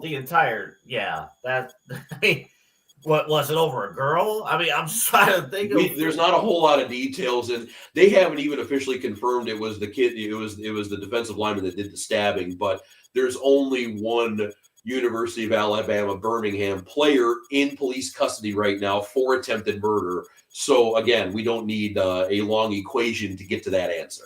Well, where you will be questioning the coaches and whatnot, like, what you got to look into things like hazing, like they're. Well, I first saw like Baylor basketball. Mm-hmm. With Carlton Dodson back in the day, the teammate shooting and killing another player. Yeah, like there has to be something. It's just, you can't imagine anything happening until it happens. Unfortunately. So you have to look at those things. You got to look at if there was a history of hazing or something, and the coaches never stepped in or anything like that. Or you're looking for the lack of institutional control. That's the phrase you're looking for. Yeah, absolutely. Those are things you have to dive into and look at. And I think it's a pretty easy way to show you have no control when a fucker gets stabbed. It's kind of obvious. Yeah. I don't understand because I used to play in like the Muni football league like growing up. Like so I played at Estabrook, which is in like Cleveland, like right outside Brooklyn. And we play like all over, and we were 8, 9 years years old, like 8, 9, 10 years old. I probably played like 3 years in Muni league. But what I'm saying is we walked through metal detectors and stuff into our locker rooms and stuff. And I don't understand how a college doesn't have enough safety measures, and I agree with you, AA. They should be looking into this matter a little bit more and have it set to where, we are a team. We talked about teamwork and everything like that. We are a team, and it should never get to this point. But where are the safety measures too? How did we get to this point? Hold up. Hold up, Rob. Let me jump in real quick. Sometimes the idea of a metal detector automatically assumes that you're a bad place to be. And what player That's wants true. to sign up for that? That's true. And don't get me wrong. As a youth, as somebody, I'm a kid, I'm like, I don't understand why I got to walk through this to play a football game. I get that. But unfortunately, right now, there's been so many unfortunate results in the world we're in, sports, outside of sports, whatever, that we just need more safety measures in public places. There's too much bad things going on. It's also too that and there's been a couple exceptions, and I mentioned the Baylor basketball, but literally 99, 109, one time, like out of 1,000 here, there is a trust and a sanctity in that locker room that even goes past what the modern world looks like. There's always been kind of a safe haven. There's always been a trust in there, like of being able to leave your wallet in there unattended and stuff like that. So there's always been kind of a teammate, brethren, this is our sanctuary. And yeah, I think maybe what this story kind of tells us is that we might not be able to count on something like that. I did check it out. They can't fire the head coach. Trent Dilfer has already been canned. And the interim guy, and I don't know if we talked about this, but it was a nice story when it happened. The interim coach is Alex Mortensen, son of Chris. Mm-hmm. And he got the promotion when Dilfer got canned. So, I mean, it looks like just in general, and I don't even know if you can put this on the dude that was the offensive coordinator up until a couple of weeks ago, he was a very young head coach now in his own right. But it just looks like the lack of control that maybe Dilfer did have over that program. And maybe we are now seeing why he did get canned with a part of an contract ready to go. So, yeah, it's always what cost. It's always what cost, but Trent should still, he's going to be called into question by the police. Unfortunately, Mortensen too. But yeah, you gotta look into everything because I agree with Eli. There should be more safety measures across the board in public places. But the thing is, though, is that you're right too. It's a public place. But the football locker, but at the same time too, you can hate your teammates, but it should come down to that. Well, Right. and also to remember the story that came out in the Dallas Cowboys documentary that nobody knew about when it happened, when Michael Irvin stabbed a teammate over a haircut. So this is not a new thing either. So My last point on it too is talk about the coaching staff. I think everybody on that coaching staff should be held to a higher standard and put into a meeting, whatever you got to have with the AD, the athletic director, the school. Everybody that has some sort of leadership on that football team needs to be talked to, because I get it, head coach, he has the final say when it comes to the football team and stuff like that, Rob. But playing football, we all, played sports growing up. And in football, you still, even though you don't work with, if you're on offense, you don't necessarily talk to the defense coordinator all the time, you still run into them, and they are a leader on that football team that, so I think they all need to be held accountable. And then I guess we'll find out ultimately, after they do their due diligence. Well, I mean, with Dilfer being fired weeks before this, I mean, the odds were probably pretty high anyway. They were going to clear house on the coaching staff and figure. I'm sure what this does is now completely put to bed any sort of chance that Mortensen will take over. UAB is 3-8 on the season. They are not going to be bowl eligible. It was Central Florida they lost, or South Florida they lost to. And actually, I give the team a little bit of kudos for getting their shit together enough to play a game. So even though it was a loss, they said a few players didn't play, but understandably, a very weird, again, of all the games that we played in youth sports or been, at in attendance or fans or covered, we've never heard of a player who was unable to hit kickoff because either he was stabbed or he stabbed somebody. That's kind of weird. I guess Tyreek Hill is probably the closest one we had with the Dolphins getting arrested, again, under dubious circumstances. We got time for one more story here, and we can move a couple of these, obviously, to next week. College football. And it looks like The whole Glengarry, Glen Ross, always be closing line, ABC, is definitely holding true in college football. Normally, in olden times, teams used to look for coaches in the offseason. Then it kind of moved into the bowl season. And now you have teams that are looking at other coaches going, I don't give a shit that your team's in the top 10. I don't give a shit that your team's probably going to get at least a home game in the college football playoffs, if not a bye, if things fall right.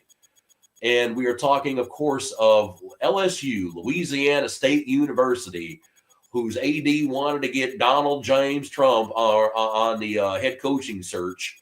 It looks like they have centered in on Lane Kiffin, a multi-year deal. It looks like he has been promised $25 million a year for NIL money, another $90 million on the coaching staff. And for a school that is really pissed off that they have to pay Brian Kelly's buyout, they are sure as shit investing a lot of money into a head coach that's never won a national title. But it seems like, I guess that's kind of the talk right now. Lane Kiffin, getting mad at Lane Kiffin jumping jobs is like getting mad at a snake for slithering. Yeah, that's a good point. That's a good point. Should there be any sort of, it used to apparently just be a gentleman's code, but should there be any written rules on when you can pull coaches, when you can make these kind of changes? Because, bro, if I'm an Ole Miss fan, I'm a little pissed off. And by the way, the last time they were this good was when anti-American service member Senator Tommy Tuberville was the head coach. He looked at everybody and said, on my mark, I am never leaving Ole Miss. I am going to be here for the rest of my days. And he signed a contract with Auburn less than a week later. So they are no strangers to something like this. But I guess if you're any school other than Ohio State, maybe Notre Dame. No, they took Notre Dame's coach Brian Kelly the last time. You're talking maybe 1 or 2, 3 jobs in the country where you don't have to look over your shoulder to see if your head coach is going to get poached mid-season now. Do we need to kind of calm this down? I would say either there's 2 ways. Either calm it down and say you can't move till after the season. You can't engage in talking to other coaches or any of this, or tamper with other coaches, but while the season's going on. To the point where you talked about Lane Kiffin, Rob, and Ole Miss was even giving Lane Kiffin an ultimatum where, hey, at the end of the day, you need to decide before the Egg Bowl against Mississippi State. Which was totally dumb, but yes, they did do that. They did do that, though. But, they're trying to give him an ultimatum, but, it's just because this is crazy. This is a new norm for college football. But I think there needs to be, a you can't tamper period, or they do option B, and they just go full-fledged. Okay, coaches can switch whenever and talk whenever.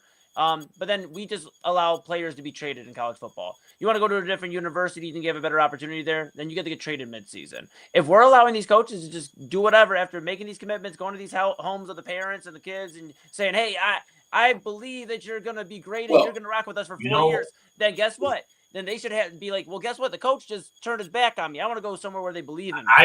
I dig option B. Option B. What makes it easier for the players now, and I'll use Cleveland State basketball as an example. Danielle Robinson was the coach for Cleveland State for the last few years and was doing pretty well, was, at the top of the Horizon League. Right. He got a job at, I believe it was East St. Louis, moving up in the world in the college ranks. After that happened, between graduation and transfers, do you know how many players Cleveland State had on their active roster? 3? You're 3 off, Eli. 0. All of the players who had eligibility left transferred with the coach. So if I'm sitting here and I'm playing for Ole Miss and I'm one of the better players and I still got eligibility left and I still got to be here before the NFL, look what Dion did with Justin Hunter and his kid. Everywhere he went, those guys went too. And I would not be shocked to see Lane Kiffin, Bill Belichick, 75 new players on the North Carolina roster. I would not be shocked if these guys, and Lane can look at them and say, in the recruiting visit and say, I love you. You'll go wherever I go. And be completely right on that. Look at Caleb Williams. A lot of people forget he was the Oklahoma quarterback while Lincoln Riley was the coach of the Sooners. And the second Lincoln Riley went to USC, so did Caleb Williams. Well, what should happen, I really dig option B that Eli laid out, just because here's the reality. I don't blame LSU whatsoever. You got to get who you feel is the best man for the job. And if you feel Lane Kiffin is the best guy for the job, screw the rules. I mean, you play the field, you get your guy. I think here's why I'm intrigued with option B, though, that Eli just mentioned. I think about the team. I think about Ole Miss, and they might be on that line whether or not to make the playoff or not. And if Lane Kiffin goes, what's stopping the committee from saying, they don't have that strong of a team anymore? Or was it Jordan Travis with Florida State? They lost their quarterback, and all of a sudden that was a 4-team playoff, but they got knocked out. And they were out. I think Nick Saban, he was on, he does game day, and I think he laid it out best. You have to align the football schedule and the academic schedule together. It has to be aligned. Right now, it's not. You have to, as a football schedule, give a shit about the academic schedule because they don't care. There's a lot you have to have. Here's why this is important, because right now, college football, they don't do OTAs. They just do spring practice, which is pointless. Have them do OTAs. That schedule has to align, because football is your business. Not education. It's football. That's your business. So Division I football, that schedule has to align. And it has to be to a point where, honestly, I think Eli might be spot on here. If a coach can leave mid-season, no problem, then get on the phone and start talking trades. Start figuring out what you can do, because we're trying to live in a fantasy world. The NCAA is. They're trying to live in a fantasy world where college football is not its own thing anymore. Like, that time is. Yeah, well, because they have no control over it. They have none. They're a figurehead. They are, yes, it is meaningless. So you got to get a commissioner. You gotta find a way. You got to get all the schools to be rowing on the same oar, because we're having a story right now. The NCAA wants to have these schools sign, some likeness deals as kind of the group, as kind of the Power 5 schools. Texas A&M is looking at them and telling them to shove it up their ass. Michigan right now is thinking about leaving the Big Ten for all that private investment money. Like, USC's with them too. Like, these schools. We're under the assumption that they all want the same thing, and the needs of Alabama and the needs of Akron and the needs of Ohio State are all different things. By the way, if I was running Ohio State, I'm saying, what do you mean we got to play by the same rules, and why does our revenue have to be the same as, I'll say it even though they're good this year, Indiana? It shouldn't be. Like, people care about the Big Ten because of Ohio State. And they've had the same revenue sharing situation since, 1989? Yeah, but they can also make the point, too, that one of the reasons why people have cared about Ohio State over the last 100 years has been those Big Ten rivalries in that Big Ten conference. Because of Ohio State. They care about Ohio State, Michigan. They don't care about Iowa and Wisconsin. At points in time, they have. Throughout the history of the Big Ten, they absolutely have.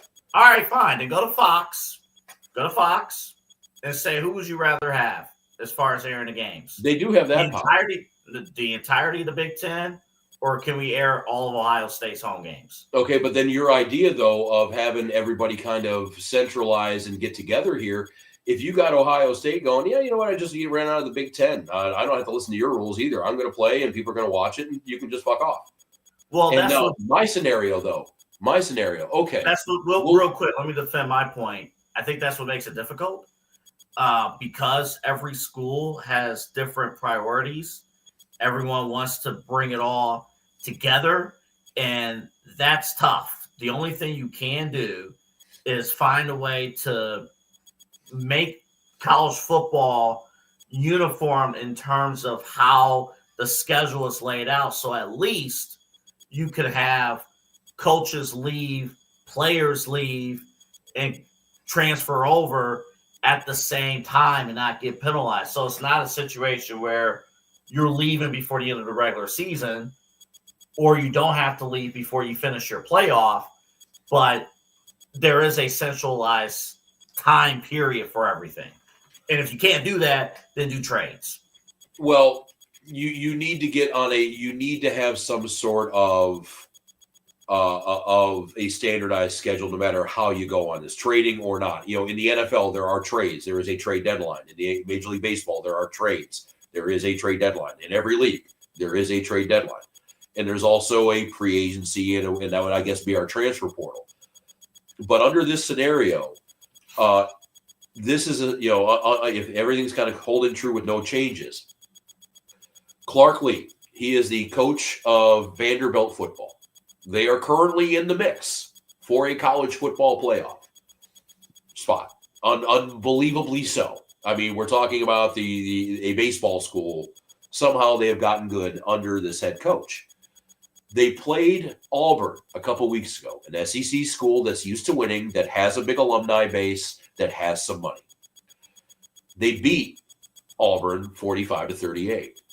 What would stop the AD of Auburn on the Wednesday before that game? Again, team probably looking for a new head coach even too. Hey, we're not 100% sure we could beat Vandy. Why don't we see if we can offer the head coach $12 million to jump ship right now? Nothing. How would you feel if 2 weeks before the NBA Finals, you find out that Kenny Atkinson's going to be the head coach, the next coach of the LA Lakers? Oh, it'll be terrible. It'll be terrible. But that's how college football has been going, because the NCAA, they only care about the regular season. They have no control over postseason play. To the NCAA, and we're just talking about Division I. We're not talking about D2 or D3 playoffs, which they do control.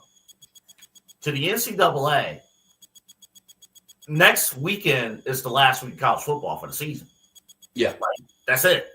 Egg Bowl, Ohio State, Michigan, USC, UCLA. Probably what, the Iron Bowl too, I'm thinking? Mm-hmm. That's it. After Thanksgiving weekend, we're done. That's how they're looking at it. That's why the NCAA is pretty pointless in all of this, but they control all of that. To them, hey, after Friday night, Lane Kiffin, you do whatever you want. You fulfilled our obligations for the season. At the same time, though, and this is almost a position where the power players, the traditional OSUs, Michigans, Bamas, whatever, they will have a distinct reason to not want a system, because they have the resources to do whatever they want to do. And they would be the ones that would have enough resources to truly break any rule that would be written down and agreed to. Why would they want to get everybody together for a body to enforce those rules? Right now, they can do whatever the hell they want to do. I'll give you this. Let's throw a baseball example. Let's say, I'm just throwing this out there, Stephen Vogt, or, Yankees contact Stephen Vogt. We got to move on from Aaron Boone. We think you're good to go. And Major League Baseball doesn't control the playoffs. Maybe, I don't know, some commission controls the playoffs, or Fox Sports. Fox Sports, ESPN controls the playoffs. They own it. Major League Baseball on September 30th fulfilled their obligations. The Yankees call Stephen Vogt on October 1st. Signed on to the I'll make it even worse for you, too. I'll make this analogy even worse. Vogt looks at the Yankees and says, I hear you need a third baseman, too. I'll take my guy with me. I think the biggest thing, too, I want to add, I think we talked a lot, when we first did this show many eons ago, we talked about like the brands, like, you know, we talked about recognizable brands at one point, and like the Ohio States of the world, the USCs. I know they're not super prominent now, but they still have a ring to their name. The Alabamas, the Texas, Oklahoma. You have all these schools, and they have that brand power. And we're living in a world now where we talked about at the top of this, you know, discussion here. The athletes are getting paid. The schools are getting paid. The sponsors are getting paid. You know, everybody's getting paid. And now it's getting to a point where this is not college football anymore. This is just basically the G League for the NFL. These or are an alternate version of the NFL. I'm waiting to see. I'm waiting to see the NCAA look. Or not bad. I misspoke there. I'm waiting for whatever college football organizational body looks and says, "What's this eligibility thing you speak of? Why do you have to only play here for 4 years? Why do you only have to be 19? Why do you have to be an amateur walking in the door?" That could happen too. I mean, they're talking about that with NCAA eligibility right now with basketball. You got Dame Lillard out there wondering what he would do with his senior year at Wright State. Or, you know, hey, LeBron's got 4 years left. Let's see what a 44-year-old LeBron will do in Columbus. There is something like where it's not so much a minor league or a feeder system anymore. It's almost like ABA and NBA or AFL and NFL, where, you know, we're 1 or 2 steps away from, you know, a running back in Cleveland saying, "Hey, I don't like this shit. I'll sign with Ohio State for a couple of years and wait to see if I get an NFL job in a couple." Well, there was a point, you know, we talked about Judkins, and obviously, you know, he had some stuff going on this offseason that led to a late signing. But there was talks about Quinshon Judkins going back to Ohio State. He would have been. And Ohio State would be happy to have him. They were on the record saying that too. And he would have had NIL money, so he would have been paid either way, whether he was in college or pros. Now, it's not a reality even 5-6 years ago. And it's crazy to think about it. You know, I guess like my final point on it, I think the next big move for college football we're going to see here is the just destructure or whatever you want to say of these conferences. We're just going to have a straightforward, these are the teams, and here's how we get to our top 12. Whoever's the top 12 is the top 12. There isn't no conferences and figuring it out because it dilutes the playoff system. It gets confusing for like people like me that I'm sitting there and I'm like, why are they there and they're there? I just don't. You can explain to me 100 times. I don't get it. To see relegation. I would love to see relegation in college football. That would be, and we'll never get it. No one will agree to it. But I would love to see, you know, hey, Minnesota had too many bad years in a row. They got to go play Akron and Bowling Green and Kent and Western Michigan now. And, you know, somebody, you know, Northern Illinois will move up to the Big Ten. You know, whatever. Hey, we did that system in NCAA football 7. Yeah. I took over a creative team Bowling Green. Took over Bowling Green. We were winning undefeated. I had the toughest schedule, and we replaced Illinois. We did a straight swap between anybody who's the Big Ten. Anybody who's watched Welcome to Wrexham too with Ryan Reynolds and McElhaney. Like they know, you know, English Premier League, that makes things very, very exciting.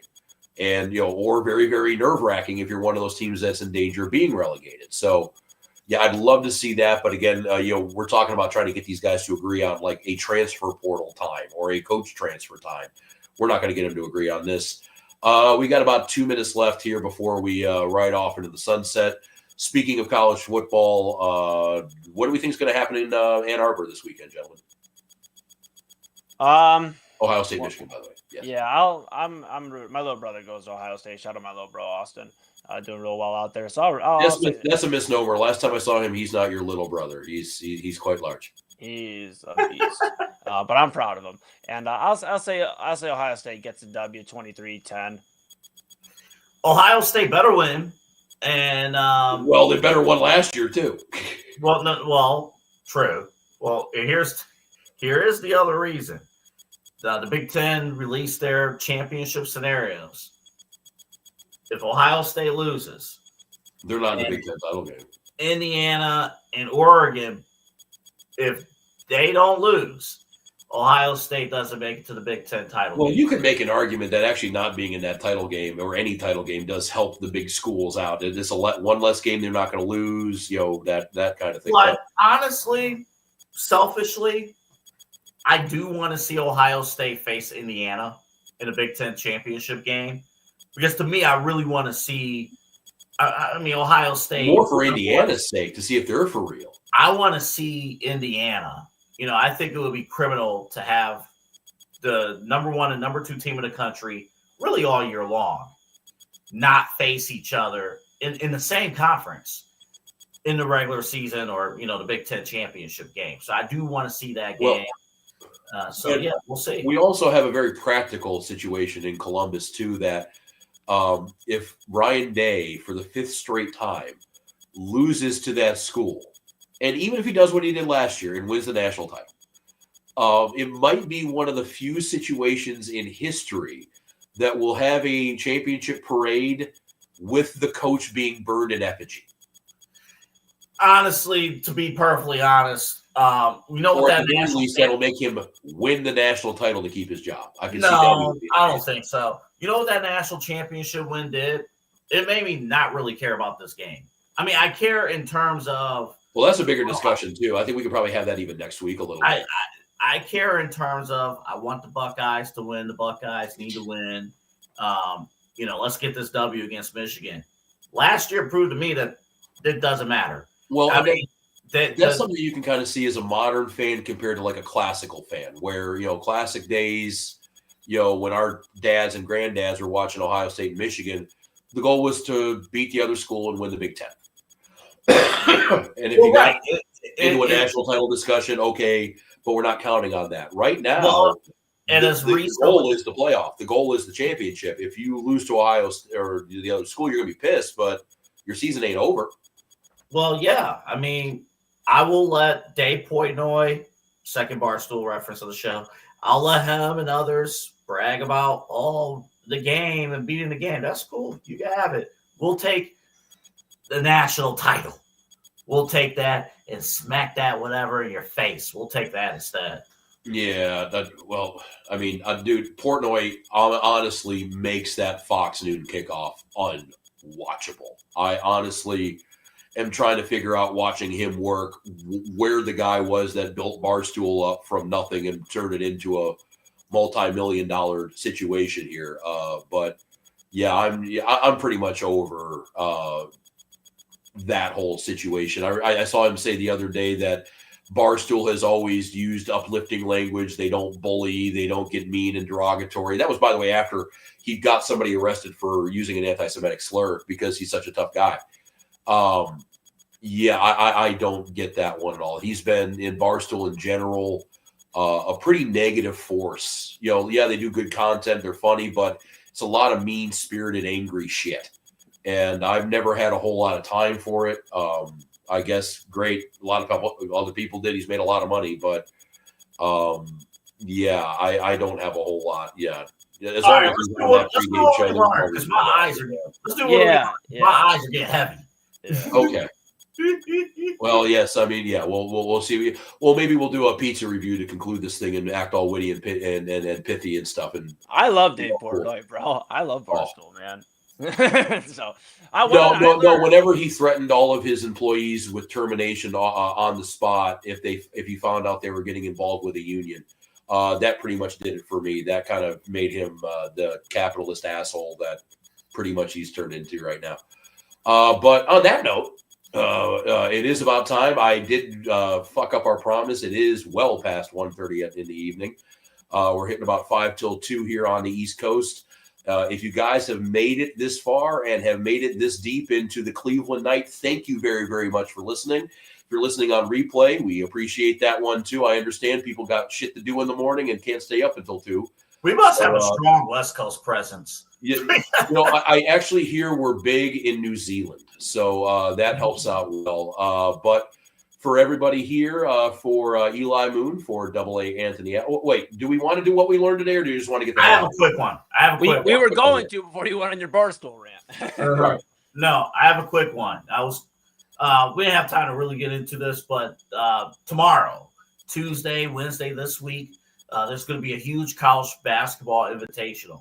And we're not talking about the Bill Walton special, rest in peace, of the Maui Invitational.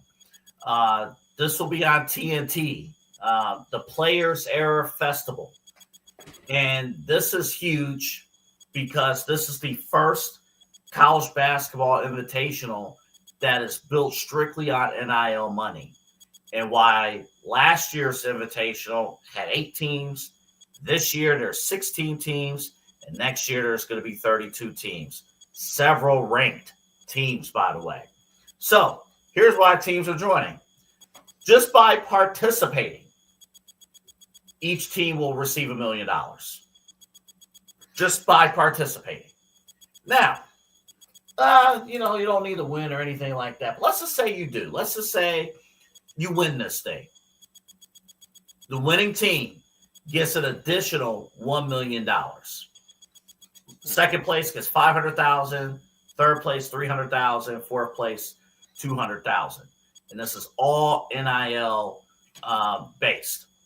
So this, as we've talked about throughout the show, this is where sponsorship related events. This is where our business is going. Bless you. Bless you again. This is where our business is going. And you got major sponsors wanting to pay these kids out, and you will get the big teams that's going to sign up for it. Oh, and by the way, another draw, all of this is in Las Vegas. And the person running this is a gentleman who also ran the And One basketball brand. And people told him years ago, who in the world wants to watch a dude named Escalator play basketball? And I think they sold a ton of tapes. And this tournament here, which has more ranked teams than the Maui Invitational, this is the new generation of college basketball. So looking forward to watching that. And on a sidebar, no more red zone for me as long as my fantasy football teams are losing. It's a headache. I'm out. So that's what I learned this week. Nice. Well, Double A, here's the good news about your fantasy football team. You had a first round pick sent from your bro Eli. We did, a great Tyreek Hill trade, and it's not what I learned this week. And in fact, guys, I'm going to tell you what I learned this week. I'm going to play a little quick clip here, and I'll explain what you're looking at here, okay?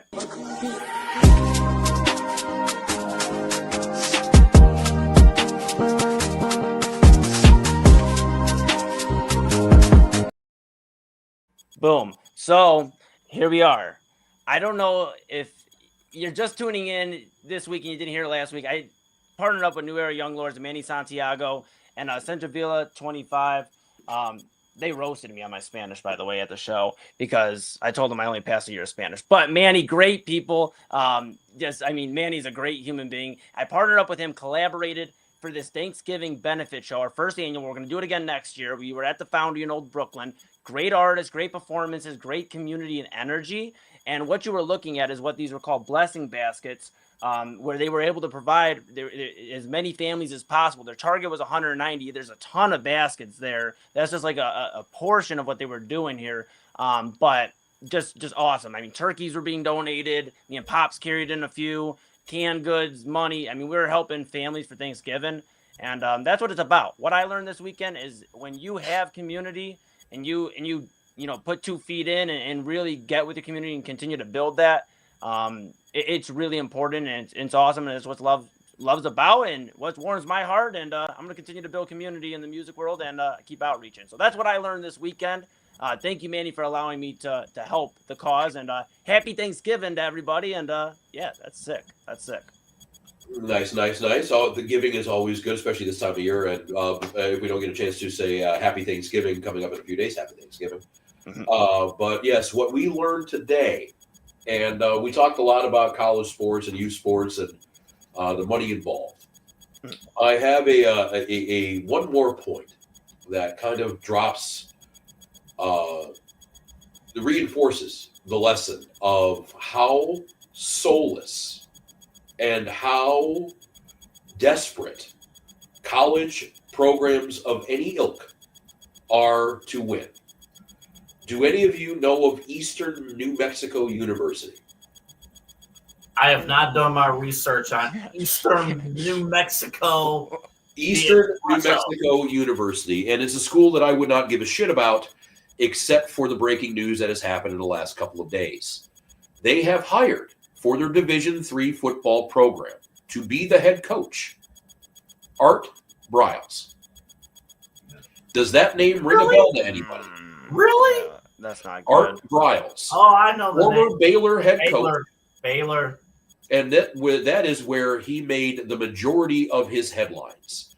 We are talking several female athletes and students at Baylor University, while he was coaching the football team there, complained to law enforcement and complained to the university about being raped or being gang raped in some cases. In most every situation, the school could not find enough evidence. The police lost whatever statements were made. And for whatever reason, the football players were placated and hidden. It had a lot to do with the fact that Baylor was doing a lot of winning at the time. They were atop of the then, Mountain West standings, or they were a Pac-12 school back in the day. And in the midst of all that, while the head coach was actively trying to protect his football players at the expense of victims, he got a 10-year contract extension. They got a brand new $250 million stadium. They loved all of the prospects that was happening. And it wasn't until the NCAA came in and they actually had to hire a Title IX coordinator to iron this shit out that Art Briles was fired in disgrace and has tried to latch on to a couple of other teams, high school teams. There was an Italian, not football, but an Italian football, pads and shell and everything like that tried to sign him on. Hugh Jackson, actually, when he was the then coach of the Cleveland Browns, made some headlines by bringing Art Briles into practice. Each and every time Art Briles' presence was brought onto a football field in any sort, every fan screamed and hollered. The absolute PR negative outcry that was coming from the fan base, from sponsors, from everybody, made it necessary to shit can Art Briles yet again. By the way, a guy who should be thankful he's not in prison. He should be in jail. He protected sexual abusers. And I understand you can do that if you get elected president, but he did not do that. He is a common folk just like everybody else. And the fact that Eastern New Mexico, who I don't know anything about, I don't know anything about the enrollment, I don't know how good their academics are, I don't even know how long they've been around. But the one thing I do know, that if I'm a student there, if I'm a parent of a student there, if I have a friend who is a student there, if I myself is an alumni of this particular school, I am feeling nothing but unmitigated shame. I am feeling embarrassment. I am feeling like my school let me down.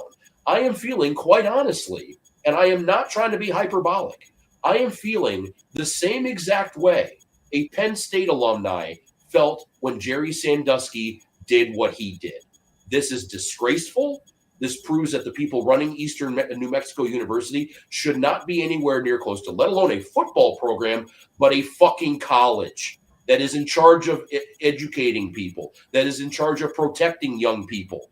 Art Briles blatantly ignored every responsibility he had to every student on the Baylor campus that did not play for him when he shelled his team away and protected guys, again, from fucking gang rapes, from sexual assault, a few of whom actually did have enough evidence to be put in prison.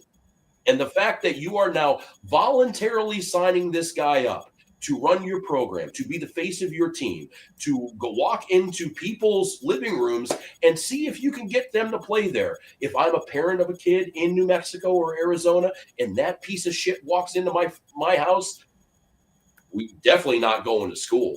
He's definitely not going to New Mexico State. And there might honestly be a chance there is a fight in my living room until that human piece of shit rids his presence from my sightline. He does not deserve to breathe the same air as college coaches, as legitimate educators who are there to develop young human beings. He has no business being anywhere close to that. The only team he should be coaching right now is Adam Sandler's team in the longest yard. That fucker should be in prison. That fucker should not have his freedom. He should not be coaching college football. And anybody who thought that this would be a good idea needs to immediately lose their jobs and never, ever work in youth sports ever again. I disagree with one point of your take, just one. He does not deserve to coach Adam Sandler's longest yard team. That team is he should be in morals. There's too much morals and standards on that team for him to coach that. Yes. Italian Football League in Mount Vernon High School in Texas. By the way, the high school in Texas that signed him up for a couple of years. If I'm a parent with a student there, athlete or non-athlete, you got to get the fuck out. And if somehow this reaches anybody who has any connection to that program or any student in that program or any student on that university, get them the fuck out of there as fast as possible. Your money is far better spent somewhere else. They don't need your tuition. They honestly don't. Get that fucker away from anything that has anything to do with athletes, with students, with people, anybody. Just get him the fuck out of here. I don't know why he's honestly even a fucking consideration right now for any job. Shame on you, Eastern New Mexico. Yeah, you little piece of shit school. Now, the only thing I know about you, I don't know your nickname. I don't know your star players. I don't know anything about your record. I don't know your previous coach. I don't even know what city you're in. All I know is you're a piece of shit school that shouldn't be teaching people because of this. Good job, everybody. We're gonna send little Flacco to Eastern New Mexico. No, and you can clip that too, because this needs to be talked about a whole lot more. This dude should be burning in hell right now. Any freaking coach who is in it for the right reasons, who is in there to watch, young men become adults, who is there to watch players develop, who is there to help out young people. Anybody who does that, from fourth grade flag football to the NFL, should take personal offense to this guy sharing your position, sharing your profession. This dude should not even be close to anything called coaching. He should be in prison, not dealing with kids. And I don't know how many more times I can say it that way. But yes, so I already knew that he was a piece of shit. I just didn't know that New Mexico was too. So, Rob, I don't think you laid out your point strongly enough. Yeah, I was gonna say, Rob, I agree 1,000% with what you said, but damn, do we need a dump button? We didn't know you were gonna drop that. Yeah, you need to dump on this. You absolutely need to dump on this because this decision is that bad. No. I agree 1,000% what you say. I'm saying we need a dump button for how many times you said the word. Well, that's fine. And again, I used it as, to make a point here. And yes, Eastern New Mexico has been around since 1927. They have been doing their thing for a while. This is not a brand new school by any means. It is a public university. It was the Junior College of New Mexico. What city are they even in at this point? They're in Portales, New Mexico. They are the Greyhounds. So I hope that Art Briles can run his ass right out of town, or somebody can run his ass out of town. Can you do me one favor? Can you pull up how long does it take to get from that town to Silver City, New Mexico? Oh, let's see here. Yeah, I could probably finagle that one. I got to find the town again. Established academic motto. Their motto is explore, experience, excel. Chancellor is James N. Johnson, who has no business being in actual academia. He can honestly go fuck himself. Let's see here. So we got what city are you looking for here? Silver City, New Mexico. Let's see here. Shout out to the 881 area code. Let's see. 7 hours away. We are Silver City is damn near on the Arizona border. Perales is actually not too far away from Lubbock on the Texas state line. So, all you fans, take yourself over to Western New Mexico. 7 hours away. You can do it. Wait, hold on. Double A, you're right here. They're Eastern New Mexico, but they're in Western New Mexico. They don't even know where the fuck they're at. Okay, we'll go with it. But yeah, I guess that's. So as we wrap the show up, we have learned today what we really learned is that they don't know morals and they don't know geography. Yeah, I would. Yeah, This is a little screwy here. Let's see here. What has their head coaches been doing here recently? Kelly Lee was the guy who was the head coach here before. I don't know if he got promoted or fired, but again, it's a D3 school. So you know what? Have fun being D3 because that's not a move that actually any serious football program makes. Hey, I hope you have fun with this. Western New Mexico are known as the Mustangs. Already rooting for them. Yeah, right, this is we're done. Absolute. And again, and I'm sorry for the strong language. I'm sorry for the not suitable for work stuff, but this guy should not this is Jerry Sandusky getting rehired. This is true. This is somebody who should not be around children. Right. But I guess we got a president that we can say the same thing about, but we're cool with that. So that's kind of where we're going as a country. But that is what we've learned. That's the news and notes. We talked a little NFL football, talked the Browns, of course. It seems like about 10 years ago, Shedeur Sanders had his debut start for the Browns, which he actually won. They're going to be facing San Francisco coming up next week. So we will see if the Shedeur era can keep on trucking the way it is. And we will keep an eye on everything happening with college football, with what's going on in the NBA. We should probably talk some NBA soon coming up here. That was a cut in the news and notes section here. But we'll get into that here. And also next week, too, it'll be about 20 games in the NBA season. We'll have a pretty good idea of who these teams are. But, yeah, we'll keep an eye on if any big baseball news happens. If the Guardians make a big free agent signing, I'll have to regain consciousness, and then we can talk about it. But, yeah, we'll see what's going on with this week of sports. Thank you for joining us right now. For Eli Moon, do you have any parting shots, Mr. Moon? I think it's perfect timing, Rozycki. Send us home. I love all y'all. Thank you for tuning in another Sunday. Catch us next week and bring some friends, man. Bring some friends. Come on.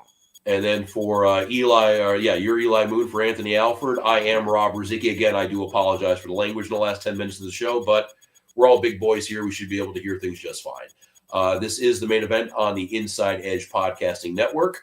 As always, we'll see you when we see you, and that'll be next Sunday.